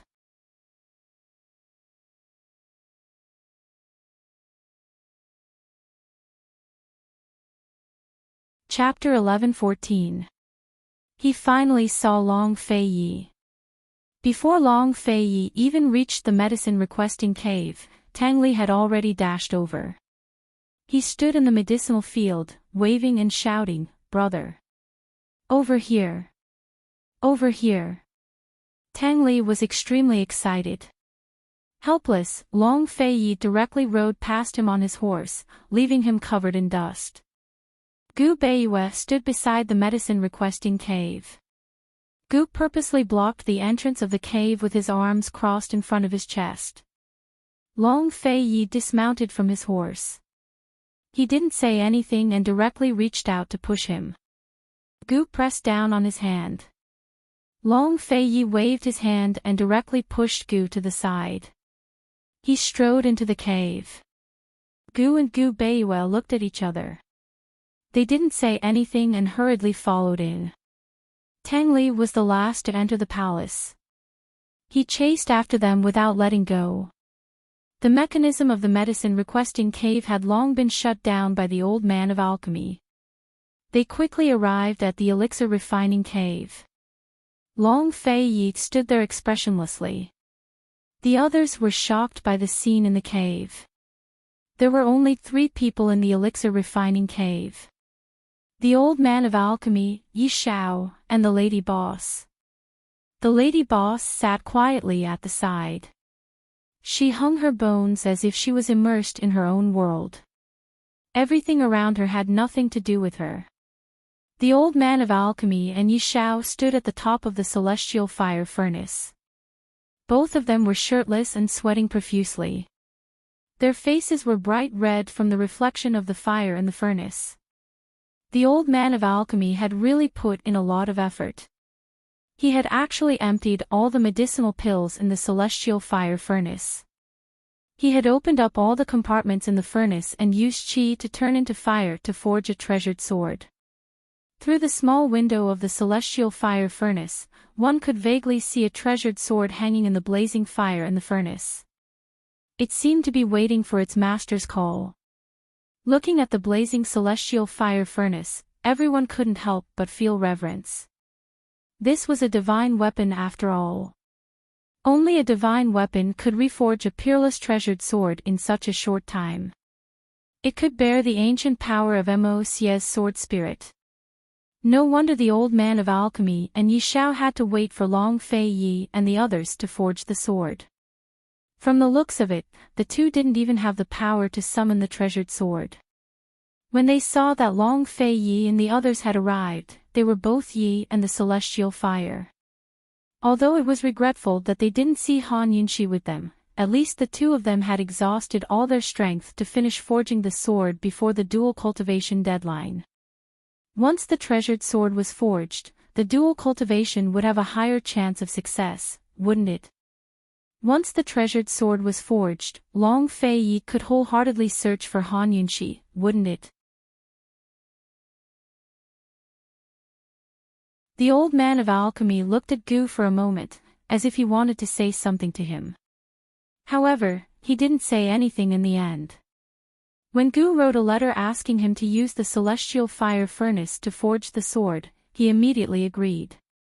This child still hadn't admitted that he was the little madman from back then, so he didn't insist. As long as he knew that the little madman from back then was him, as long as he could see him occasionally, as long as he knew that he was doing well, it was enough. Young people, come together. Let's work together to summon the treasured sword. The old man of alchemy said loudly. Gu was the first to step forward, but Long Fei Yi raised his hand to stop him. Gu frowned and looked at Long Fei Yi.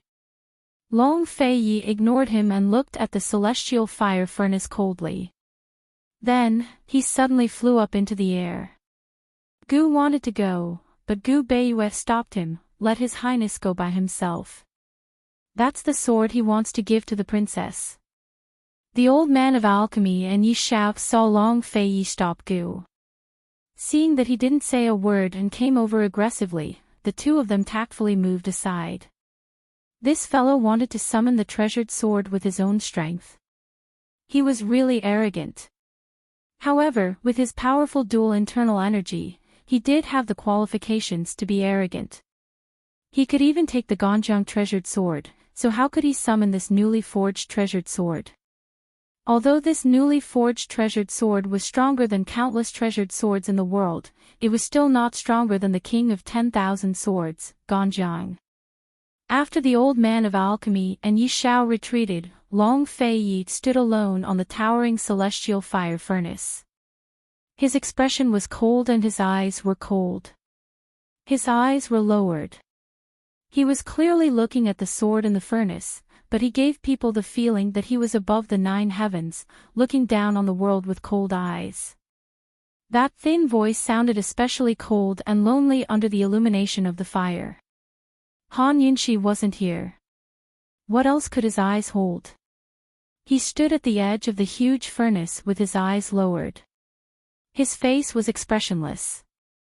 He had one hand behind his back and the other raised, palm facing down.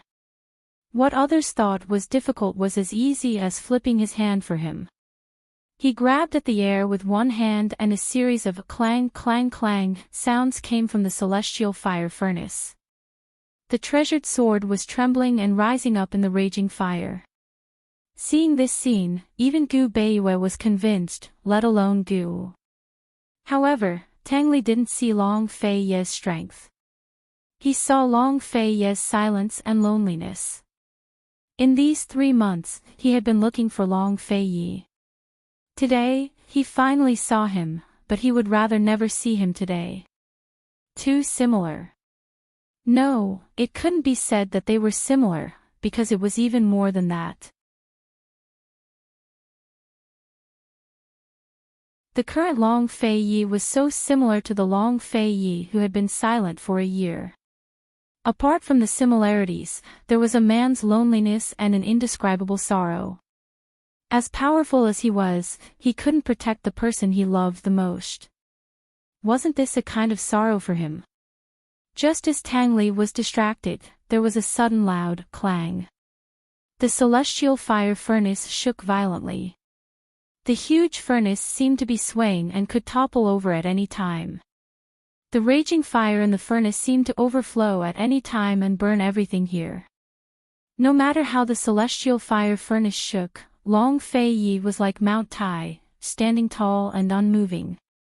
His large hand suddenly clenched into a fist, and in an instant, the treasured sword was like a solemn and desolate sword chi, shooting straight up from the huge cauldron and flying straight out. The sword was out of the furnace. The sword hadn't been enlightened yet, but it seemed to have spirituality. Its momentum was like a rainbow, very domineering and powerful. It rushed straight to the top, as if it wanted to escape from this place and not let anyone subdue it. How could Long Fei Yi allow this to happen? This was the sword he wanted to give to Han Yunxi. He flew up and spread out his hands. Gu only felt the sword on his back tremble. Before he could recover, the Ganjiang sword on his back flew out of the Guqin case and fell into Long Fei Yi's hand. Long Fei Yi held the sword and didn't use any power. He only used the purest of strength to fiercely hack at the newly forged sword. The two swords collided and a loud, clang sound shook everyone's ears. Even their hearts felt like they were about to be torn apart. One had to know that although Long Fei Yi didn't use any power, just the Ganjiang sword's power was incredible. There was no weapon in the world that could withstand the Ganjiang sword's attack. However, the newly forged treasured sword withstood the attack and did not suffer any damage. At this time, everyone knew that Long Fei Yi was testing the sword. Only this kind of sword could withstand Mo Xie's sword spirit. Only this kind of sword was worthy of the Ganjiang sword. Only this kind of sword was worthy of Han Yunxi. The newly forged sword seemed to be intimidated by the Ganjiang sword and didn't dare to escape. It floated in the air under the Ganjiang sword as if it had submitted. Long Fei gripped the sword hilt before descending to the ground. He seriously looked at the sword and saw that the sword's body was like frost and snow, sparkling with a cold light. The sword hilt was covered in a faint flame, as if it was the afterglow of the earth fire. From Long Fei Yi's expression, one couldn't tell if he was satisfied or not. However, since he was holding it in his hands, he must have approved of it. Everyone flew to his side. Old Man of Alchemy quickly said, "Your Highness, you can start sharpening it. The diamond has already been prepared. It's on the side." Yi Xiao seriously said. Diamond was the hardest thing in the world and it was the best tool for sharpening. There were only a few people who had diamond and Yi Xiao was one of them. Long Fei Yi didn't make a sound. He held the sword with one hand and silently watched. Everyone looked at each other, not knowing what to do. When Han Yunxi was here, this guy was very taciturn. He barely spoke a few words all day. Now that Han Yunxi wasn't here, who could make him open his mouth? Just as everyone was helpless and unsure of what to do, Long Fei Yi actually spoke up. He calmly said, "Let her do it herself." Then he turned to leave, leaving everyone looking at each other in dismay. This guy didn't seem to have answered Old Man of Alchemy or Yi Xiao's questions. He was just talking to himself. Where was he going? After the central and southern regions were pacified, he left the army and only occasionally learned of his whereabouts from the Shadow Guard. Just like Gu, he seemed to be running all over the world in search of his whereabouts. He didn't have the slightest clue and had searched almost every place he could find. He even searched the poison sect's forbidden grounds, which was the most suspicious place. He even went to the collapsed underground palace and was almost trapped inside. But there was still no sign of that woman. There was a trace of fear hidden in his heart that Gu Beiyue and the others would never know. Ever since he found out that Han Yunxi came from the future, he would feel uneasy if he didn't see her for even a day. Not everyone in this world could bear to miss someone. Some people were destined to be together in order to feel at ease. Big Brother. Tang Li was the first to recover his wits and chased after him. But Gu Beiyue quickly overtook him and caught up to Long Fei Yi. Now that he'd seen Long Fei Yi, he wouldn't let Long Fei Yi out of his sight. Was protecting the princess a kind of protection as well? Even if he couldn't protect the princess for now, he could at least protect her happiness. Long Fei Yi mounted his horse and Tang Li chased after him. Big Brother, don't be like this. My sister-in-law will be upset if she finds out. Big brother, Tang Li was just about to confess that he told Han Yunxi about their childhood when Su Donglin suddenly arrived. He hadn't been able to find his master during this time, so he could only follow Gu Beiyue. He didn't even have time to greet his master, whom he hadn't seen in a long time. He hurriedly handed a letter to Gu Beiyue. Medical City just sent it over. They say it's an urgent secret letter. They want you to read it personally and reply as soon as possible. What could Medical City be so urgent? Could it be that they had news of Han Yunxi?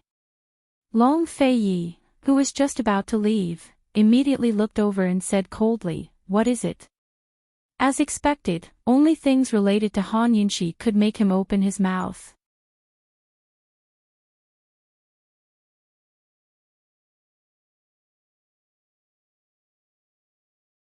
Chapter 11:15. Since Long Feiyi had already spoken, how could Gu Beiyue not hurry to read the letter? In fact, he could roughly guess what was going on with this urgent letter from Medicine City. At this moment, he was both nervous and terrified. He was nervous because there must be some clues about the matter he had entrusted to fourth young Miss Ren. He was also terrified because if there really was a clue, he could no longer hide the fact that Princess Long Feiyi was pregnant. Even though he was prepared to be resented, he was still terrified. After all, he was at fault for this matter. Gu Beiyue anxiously opened the letter and found that there were 2 letters inside. One reported the disappearance of fourth young Miss Ren, and the other was a prescription.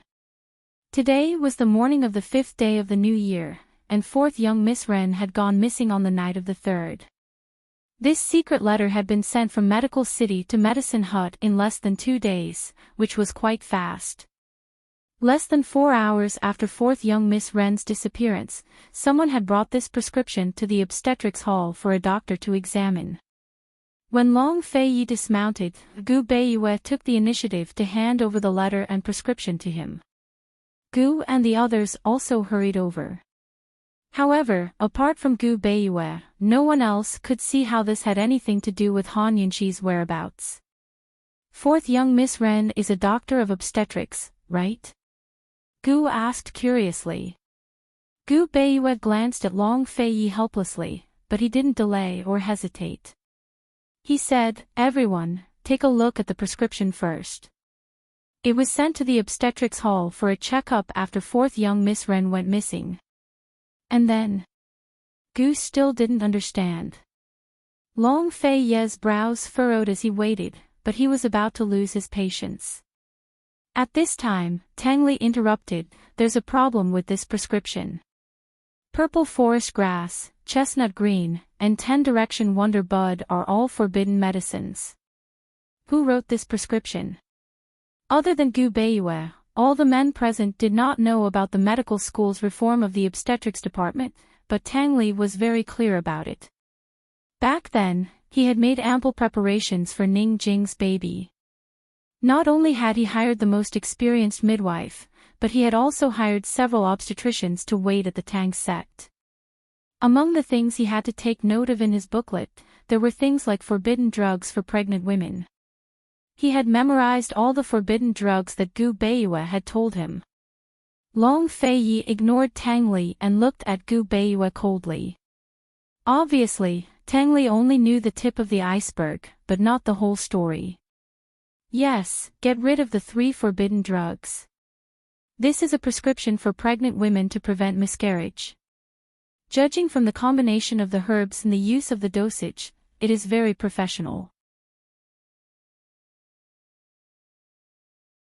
The person who can write such a prescription must be a doctor above the 6th rank, Gu Beiyue explained. If it's a doctor above the 6th rank, why would he write a prescription for forbidden drugs? The old man of alchemy could not help but ask. Other than a few old people in the obstetrics department, only fourth young Mistress Ren is a doctor above the 6th rank, Gu Beiyue said. Fourth young Mistress Ren wrote it on purpose. Tang Li exclaimed. Yes, fourth young Mistress Ren fell into the hands of the robbers. I'm afraid that the robbers forced her to write a prescription for miscarriage, so she used the prescription to send out the news. Gu Beiwei was very sure. Long Fei Yi heard this, but he still did not hear any clues related to Han Yunxi. He said coldly, "What an urgent letter."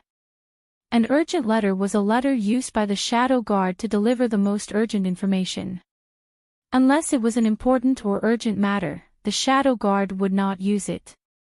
The matter of fourth young mistress Ren alone was not enough to activate such a letter. Gu Beiwei hurriedly retreated and bowed with both hands clasped in front of his chest. "Your Highness, I have something to hide from you.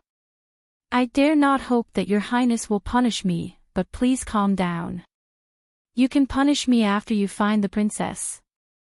As soon as he said this, everyone quieted down and did not dare to say anything. Gu Beiwei's mistake must be a serious matter. Gu Beiwei did not stop and continued, "Your Highness, the princess is pregnant. She's been pregnant for about 5 months now." As soon as he said this, everyone gasped. Long Fei Yi could not stand steadily and staggered a few steps. He looked at Gu Beiwei in disbelief and could not believe what he had heard. This was probably the most unexpected news in his life. It came too suddenly. He had always known that Han Yunxi was preparing to get pregnant, but this news was still absolutely unexpected to him. The child was about 5 months old, and Han Yunxi had been missing for more than 3 months. In other words, Han Yunxi was pregnant before she was kidnapped. Shouldn't Han Yunxi be the one to tell him such a thing? Han Yunxi was a doctor. She should know her own body very well. She should be the first to know. Why didn't she tell him? This was an accident and also a blow, followed by a pleasant surprise. Long Fei Yi was in a daze.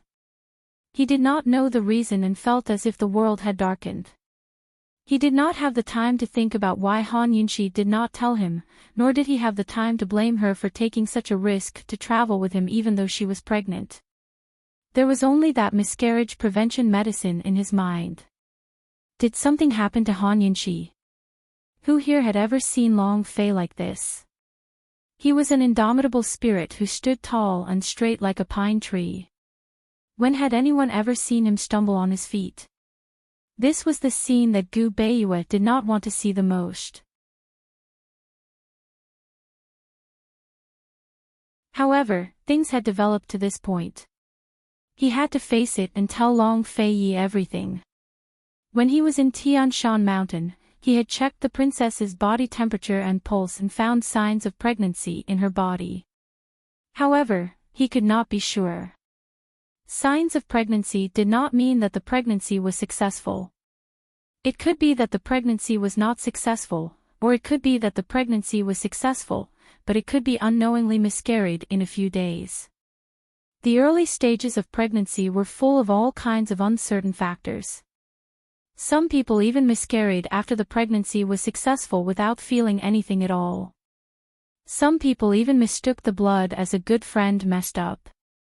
Gu Beiwei had just felt the pulse by accident. It was too early to say anything, so he did not say anything. He just prescribed some medicine for Han Yunxi to nourish the body and not affect the pregnancy. When Gu Beiwei felt the pulse for the second time, he was very clear that the princess was pregnant. However, he still did not say anything. Because it was the early stages of pregnancy at that time. Even the best gynecologist could not feel the pulse, let alone the princess herself. Gu Beiwei knew that in another half a month, the princess would be able to sense the change in his body and feel the pulse of pregnancy. He did not want to say anything because it was only half a month away. This kind of thing should have been discovered by the princess herself, and the princess should have shared it with His Highness. After all, he was an outsider. If it were not for his good medical skills, he would not have been the first to know.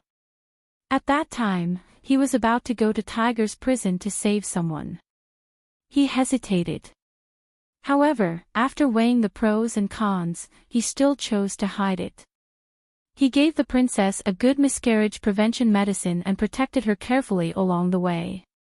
At that time, Jun Xia asked the princess to go to Tiger's prison. He had made all the preparations and would not let the princess be in danger no matter what. After Tiger's prison was out of danger, he secretly breathed a sigh of relief and relaxed. He was looking forward to the princess finding the good news and sharing it with everyone. But who knew that just a few days after Tiger's prison was out of danger, the disciples of the Li clan's Mu family rose up everywhere. They had just reached the central region when they were threatened by Mu Yuanbu's massacre. They were almost constantly on the move and busy. In fact, he did not know whether the princess had been so busy during this period of time that she had neglected her body, or whether she had found out that she was pregnant but was afraid of being put under house arrest by His Highness, so she did not say anything. He could only prescribe her a miscarriage prevention medicine on the grounds of nursing her body. In fact, at that time, he would rather the princess not know. Because facing Bai Yanqing and facing the pressure of dual cultivation, in these few months, they had to fight with Bai Yanqing no matter what. In other words, if the princess knew that she was pregnant, she would still choose to go to Tian, an imperial city, to take the risk. Instead of letting the princess make a painful and risky choice, it was better to let her not know anything. He would make this cruel choice. Unfortunately, they failed in Tian, an imperial city, and fell into Bai Yanqing's array. From that moment on, he knew that no matter what, he had to hide this matter as much as possible. Because if His Highness knew that the princess was pregnant, he probably would not be able to hold on to his last calmness. While enduring and hiding it, he sent the news to 4th Miss Ren. Gu Beiyue did not explain so much to Long Feiyi. He only said two things. First, the princess did not know that she was pregnant early. Second, he was worried that the princess' pregnancy would affect his plan to deal with Bai Yanqing, so he secretly concealed this matter. Gu Beiyue treated this bad guy to the end. As soon as he finished speaking, Long Feiyi fiercely punched him in the face. The wind from the punch was so strong that the surrounding people instinctively scattered. Gu Beiyue did not move. When he gave the secret order to 4th Miss Ren, he was already prepared to take the punch. If this punch landed, his face would probably collapse. Gu Beiyue accepted it and closed his eyes. However, Long Feiyi's fist stopped in front of Gu Beiyue's face. Just a little bit, and the bridge of his nose would have collapsed. Long Fei's fury condensed in his fist. His punches were fierce and fast, so if he didn't use them now, he'd have nowhere to vent them. Otherwise, he'd suffer a backlash. Gu Beiyue quickly opened his eyes. However, at this moment, the force from Long Feiyi's fist rebounded along his arm and hit him heavily. Long Feiyi spat out a mouthful of blood. No one knew if this mouthful of blood was caused by the backlash, or was it caused by anger and anxiety. In short, he did not hurt Gu Beiyue. Instead, he hurt himself. "Brother!" Tang Li shouted. He could understand his brother's feelings at this moment because he had experienced it himself. Therefore, after his sister-in-law fell into Bai Yanqing's hands, he had not mentioned Ning Jing or urged them to save her. He knew that there was no need. Gu stood to the side with his fists tightly clenched. However, he did not say anything. Only God knew what he was thinking. Old Man of Alchemy and Yi Shao were very worried. However, when they saw Long Feiyi's cold expression, they did not dare to say anything. Gu Beiyue wanted to give His Highness some time to lick the wound in his heart. However, time was of the essence and he did not want to delay. 4th young Mistress Ren went missing for less than 4 hours, and this prescription was sent to the maternity hall.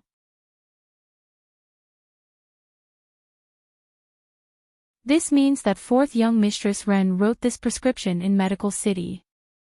I can't guarantee that 4th Miss Ren was kidnapped by Bai Yanqing, but this is a clue.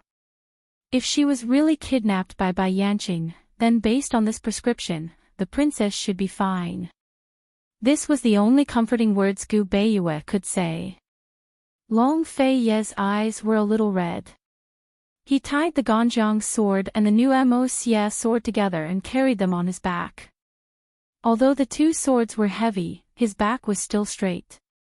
He wiped the blood from the corner of his mouth and said coldly, "Let's go to Medical City."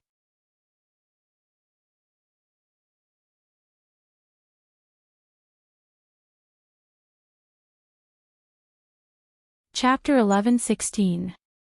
After bidding farewell to the old man of alchemy and Yi Shao, Long Fei Yi and the others sped towards the north. None of them mentioned Han Yunqi's pregnancy. Long Fei Yi didn't blame Gu Beiyue for keeping it a secret either. There were only two reasons why they didn't speak of it. One was that it was slowly fermenting in their hearts and would explode one day. The other was that there was no need to talk about it and everyone knew what was going on. They believed that for them, it was the latter. Along the way, other than hurrying on with their journey, no one spoke much.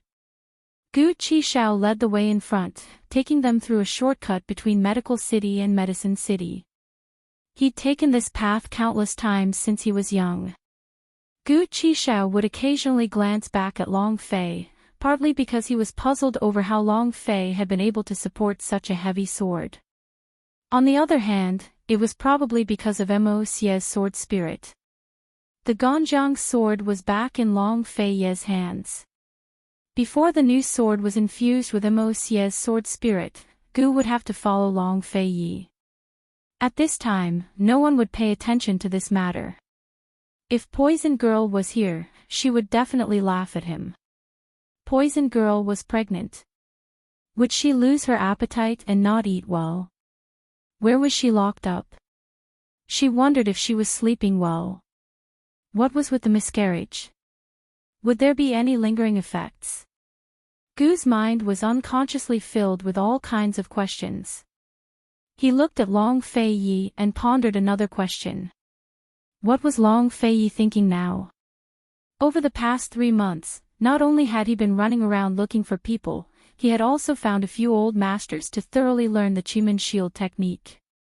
He wanted to see how Bai Yanqing was going to trap them this time. They both had undying bodies, but he was at least younger than Bai Yanqing. He was waiting for the day he could face the man head-on. Although Gu Beiyue couldn't be sure that fourth young Miss Ren had fallen into Bai Yanqing's hands, this was at least a clue. Compared to the 3 months of cluelessness, this was actually a very good piece of news. However, they were in a hurry and didn't have time to be surprised. They just wanted to reach Medical City as soon as possible. They were so anxious that no one sent a letter to Ningcheng in Northernly to tell him about this. Ningcheng's letter to the Tianan imperial capital had to go through many twists and turns before it reached Gu Beiyue.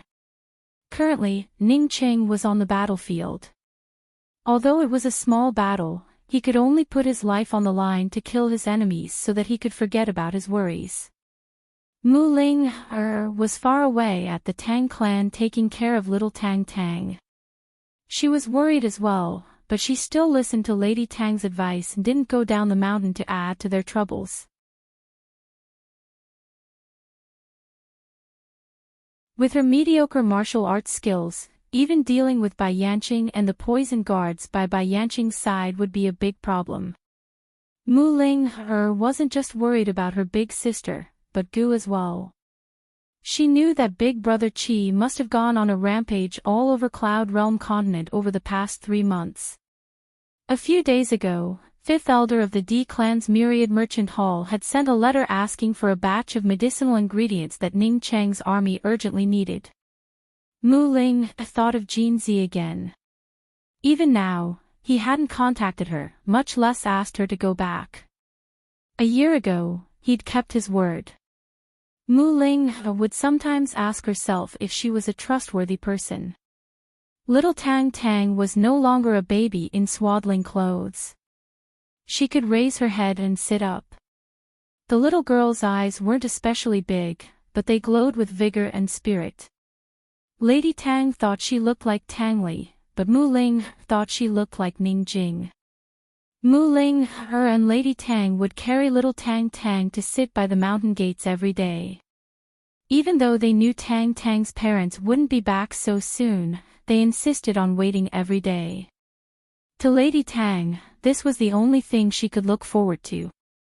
Lady Tang, if Tang Li comes back, will he take a concubine? Mu Ling had wanted to ask this question for a long time. She was asking it on behalf of Ning Jing. Lady Tang hesitated for a long time before replying calmly, "That's not for me to decide." Mu Ling immediately understood. She suddenly didn't want Tang Li and Sister Jing to come back. She hoped that Tang Li would rescue Sister Jing and take Sister Jing far away.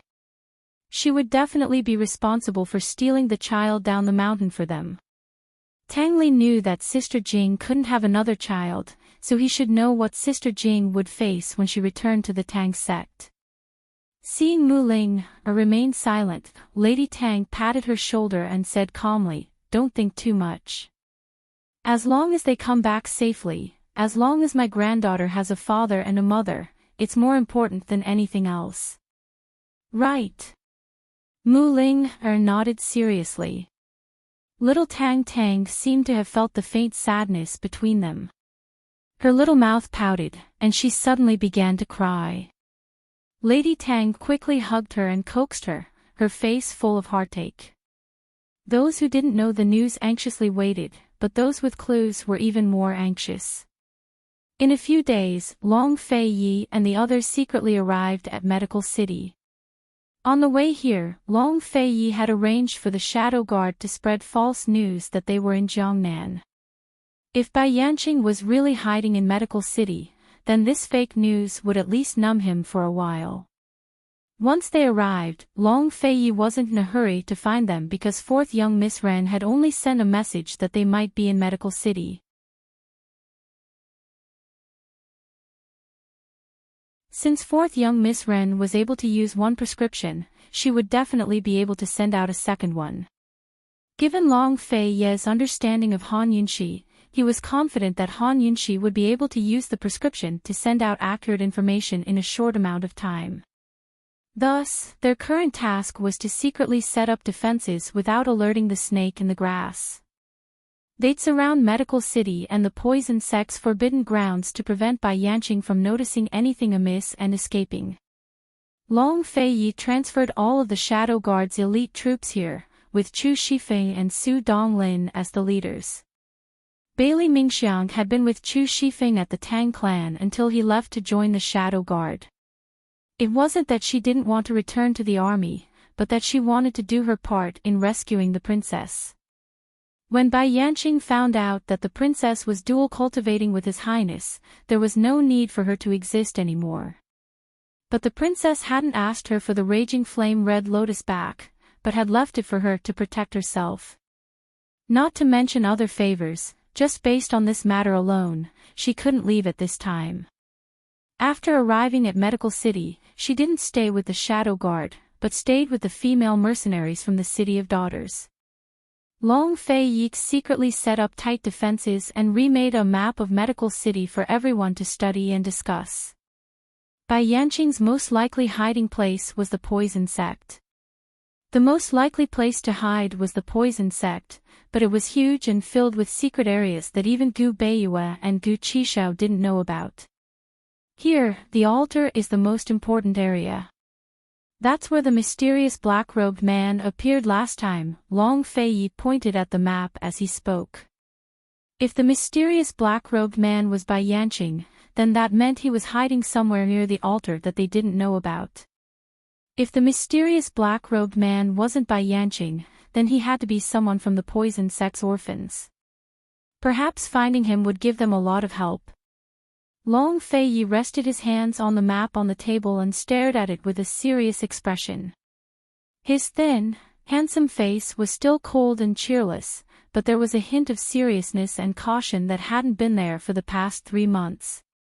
Gu Beiyue watched from the side, gratified. He knew that His Highness had returned. Thank goodness fourth Miss Wren was a clue. Otherwise, he couldn't imagine how terrible His Highness would feel when he found out about the princess's pregnancy and had no clues to find her. Would he break down? His Highness's current calmness and rationality weren't just being responsible for the princess, but the little master as well. Goose sat there the entire afternoon in a daze, not saying a word. He suddenly stood up and said seriously, could he be inside the altar's barrier? Long Fei Yi and Gu Beiyue both looked at him in shock.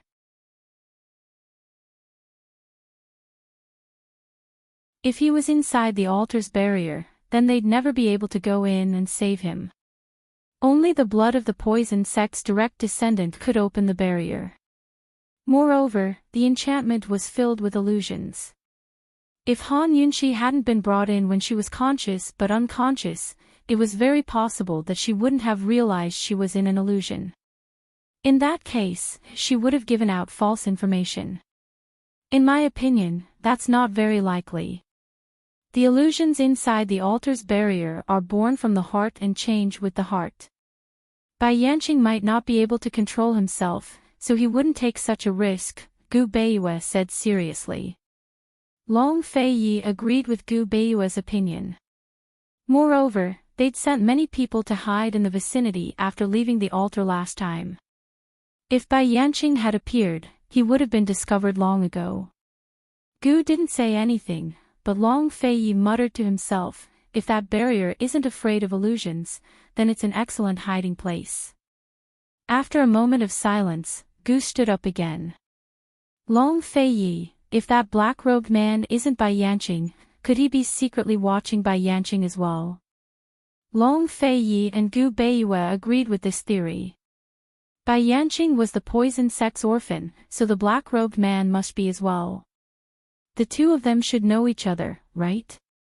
Just as the three of them were pondering this question, Tang Li rushed in from outside and handed a prescription to Gu Beiyue. Look! Look! This is a prescription from a small town west of Medical City. They said there's a big problem. The prescription wasn't the original, but a doctor had rewritten it from memory. With fourth young Miss Wren's previous instructions and Gu Beiyue's secret orders, the doctor didn't dare to startle the snake in the grass. He could only pretend he hadn't noticed anything and pass the prescription as usual. Either he had the customer go to a pharmacy to get the ingredients, or he could just get them from the clinic. This prescription was very special, so the doctor had no choice but to act first and report later. He had the customer take the ingredients away before reporting it to Gu Beiyue. There was a very strange name on the prescription. It was called Drilling Earth Wind. It was a rare ingredient in Cloud Realm continent, so very few people knew what it was. It wasn't meant to protect the fetus, but pregnant women had to be more careful when using it. Too much of it could loosen up the muscles, bones, and blood. Judging from the prescription, Gu Beiyue was certain that it came from fourth young Miss Wren's hands. Normal doctors wouldn't be able to write such a prescription. But this, Drilling Earth Wind, really left him perplexed. If he took away the three words, Drilling Earth Wind, then the prescription would be used to protect the fetus. What was fourth young Miss Wren trying to say by using Drilling Earth Wind? Drilling Earth Wind. Long Fei Yi muttered to himself, you're tuning into the LoveLore Library YouTube channel. We're so grateful for your support, and don't forget to subscribe to join us on this incredible journey through captivating stories. Your generosity through donations truly makes a world of difference, as it's the primary source of revenue that allows me to expand and enhance this channel for you. Thank you from the bottom of my heart for being a part of this adventure.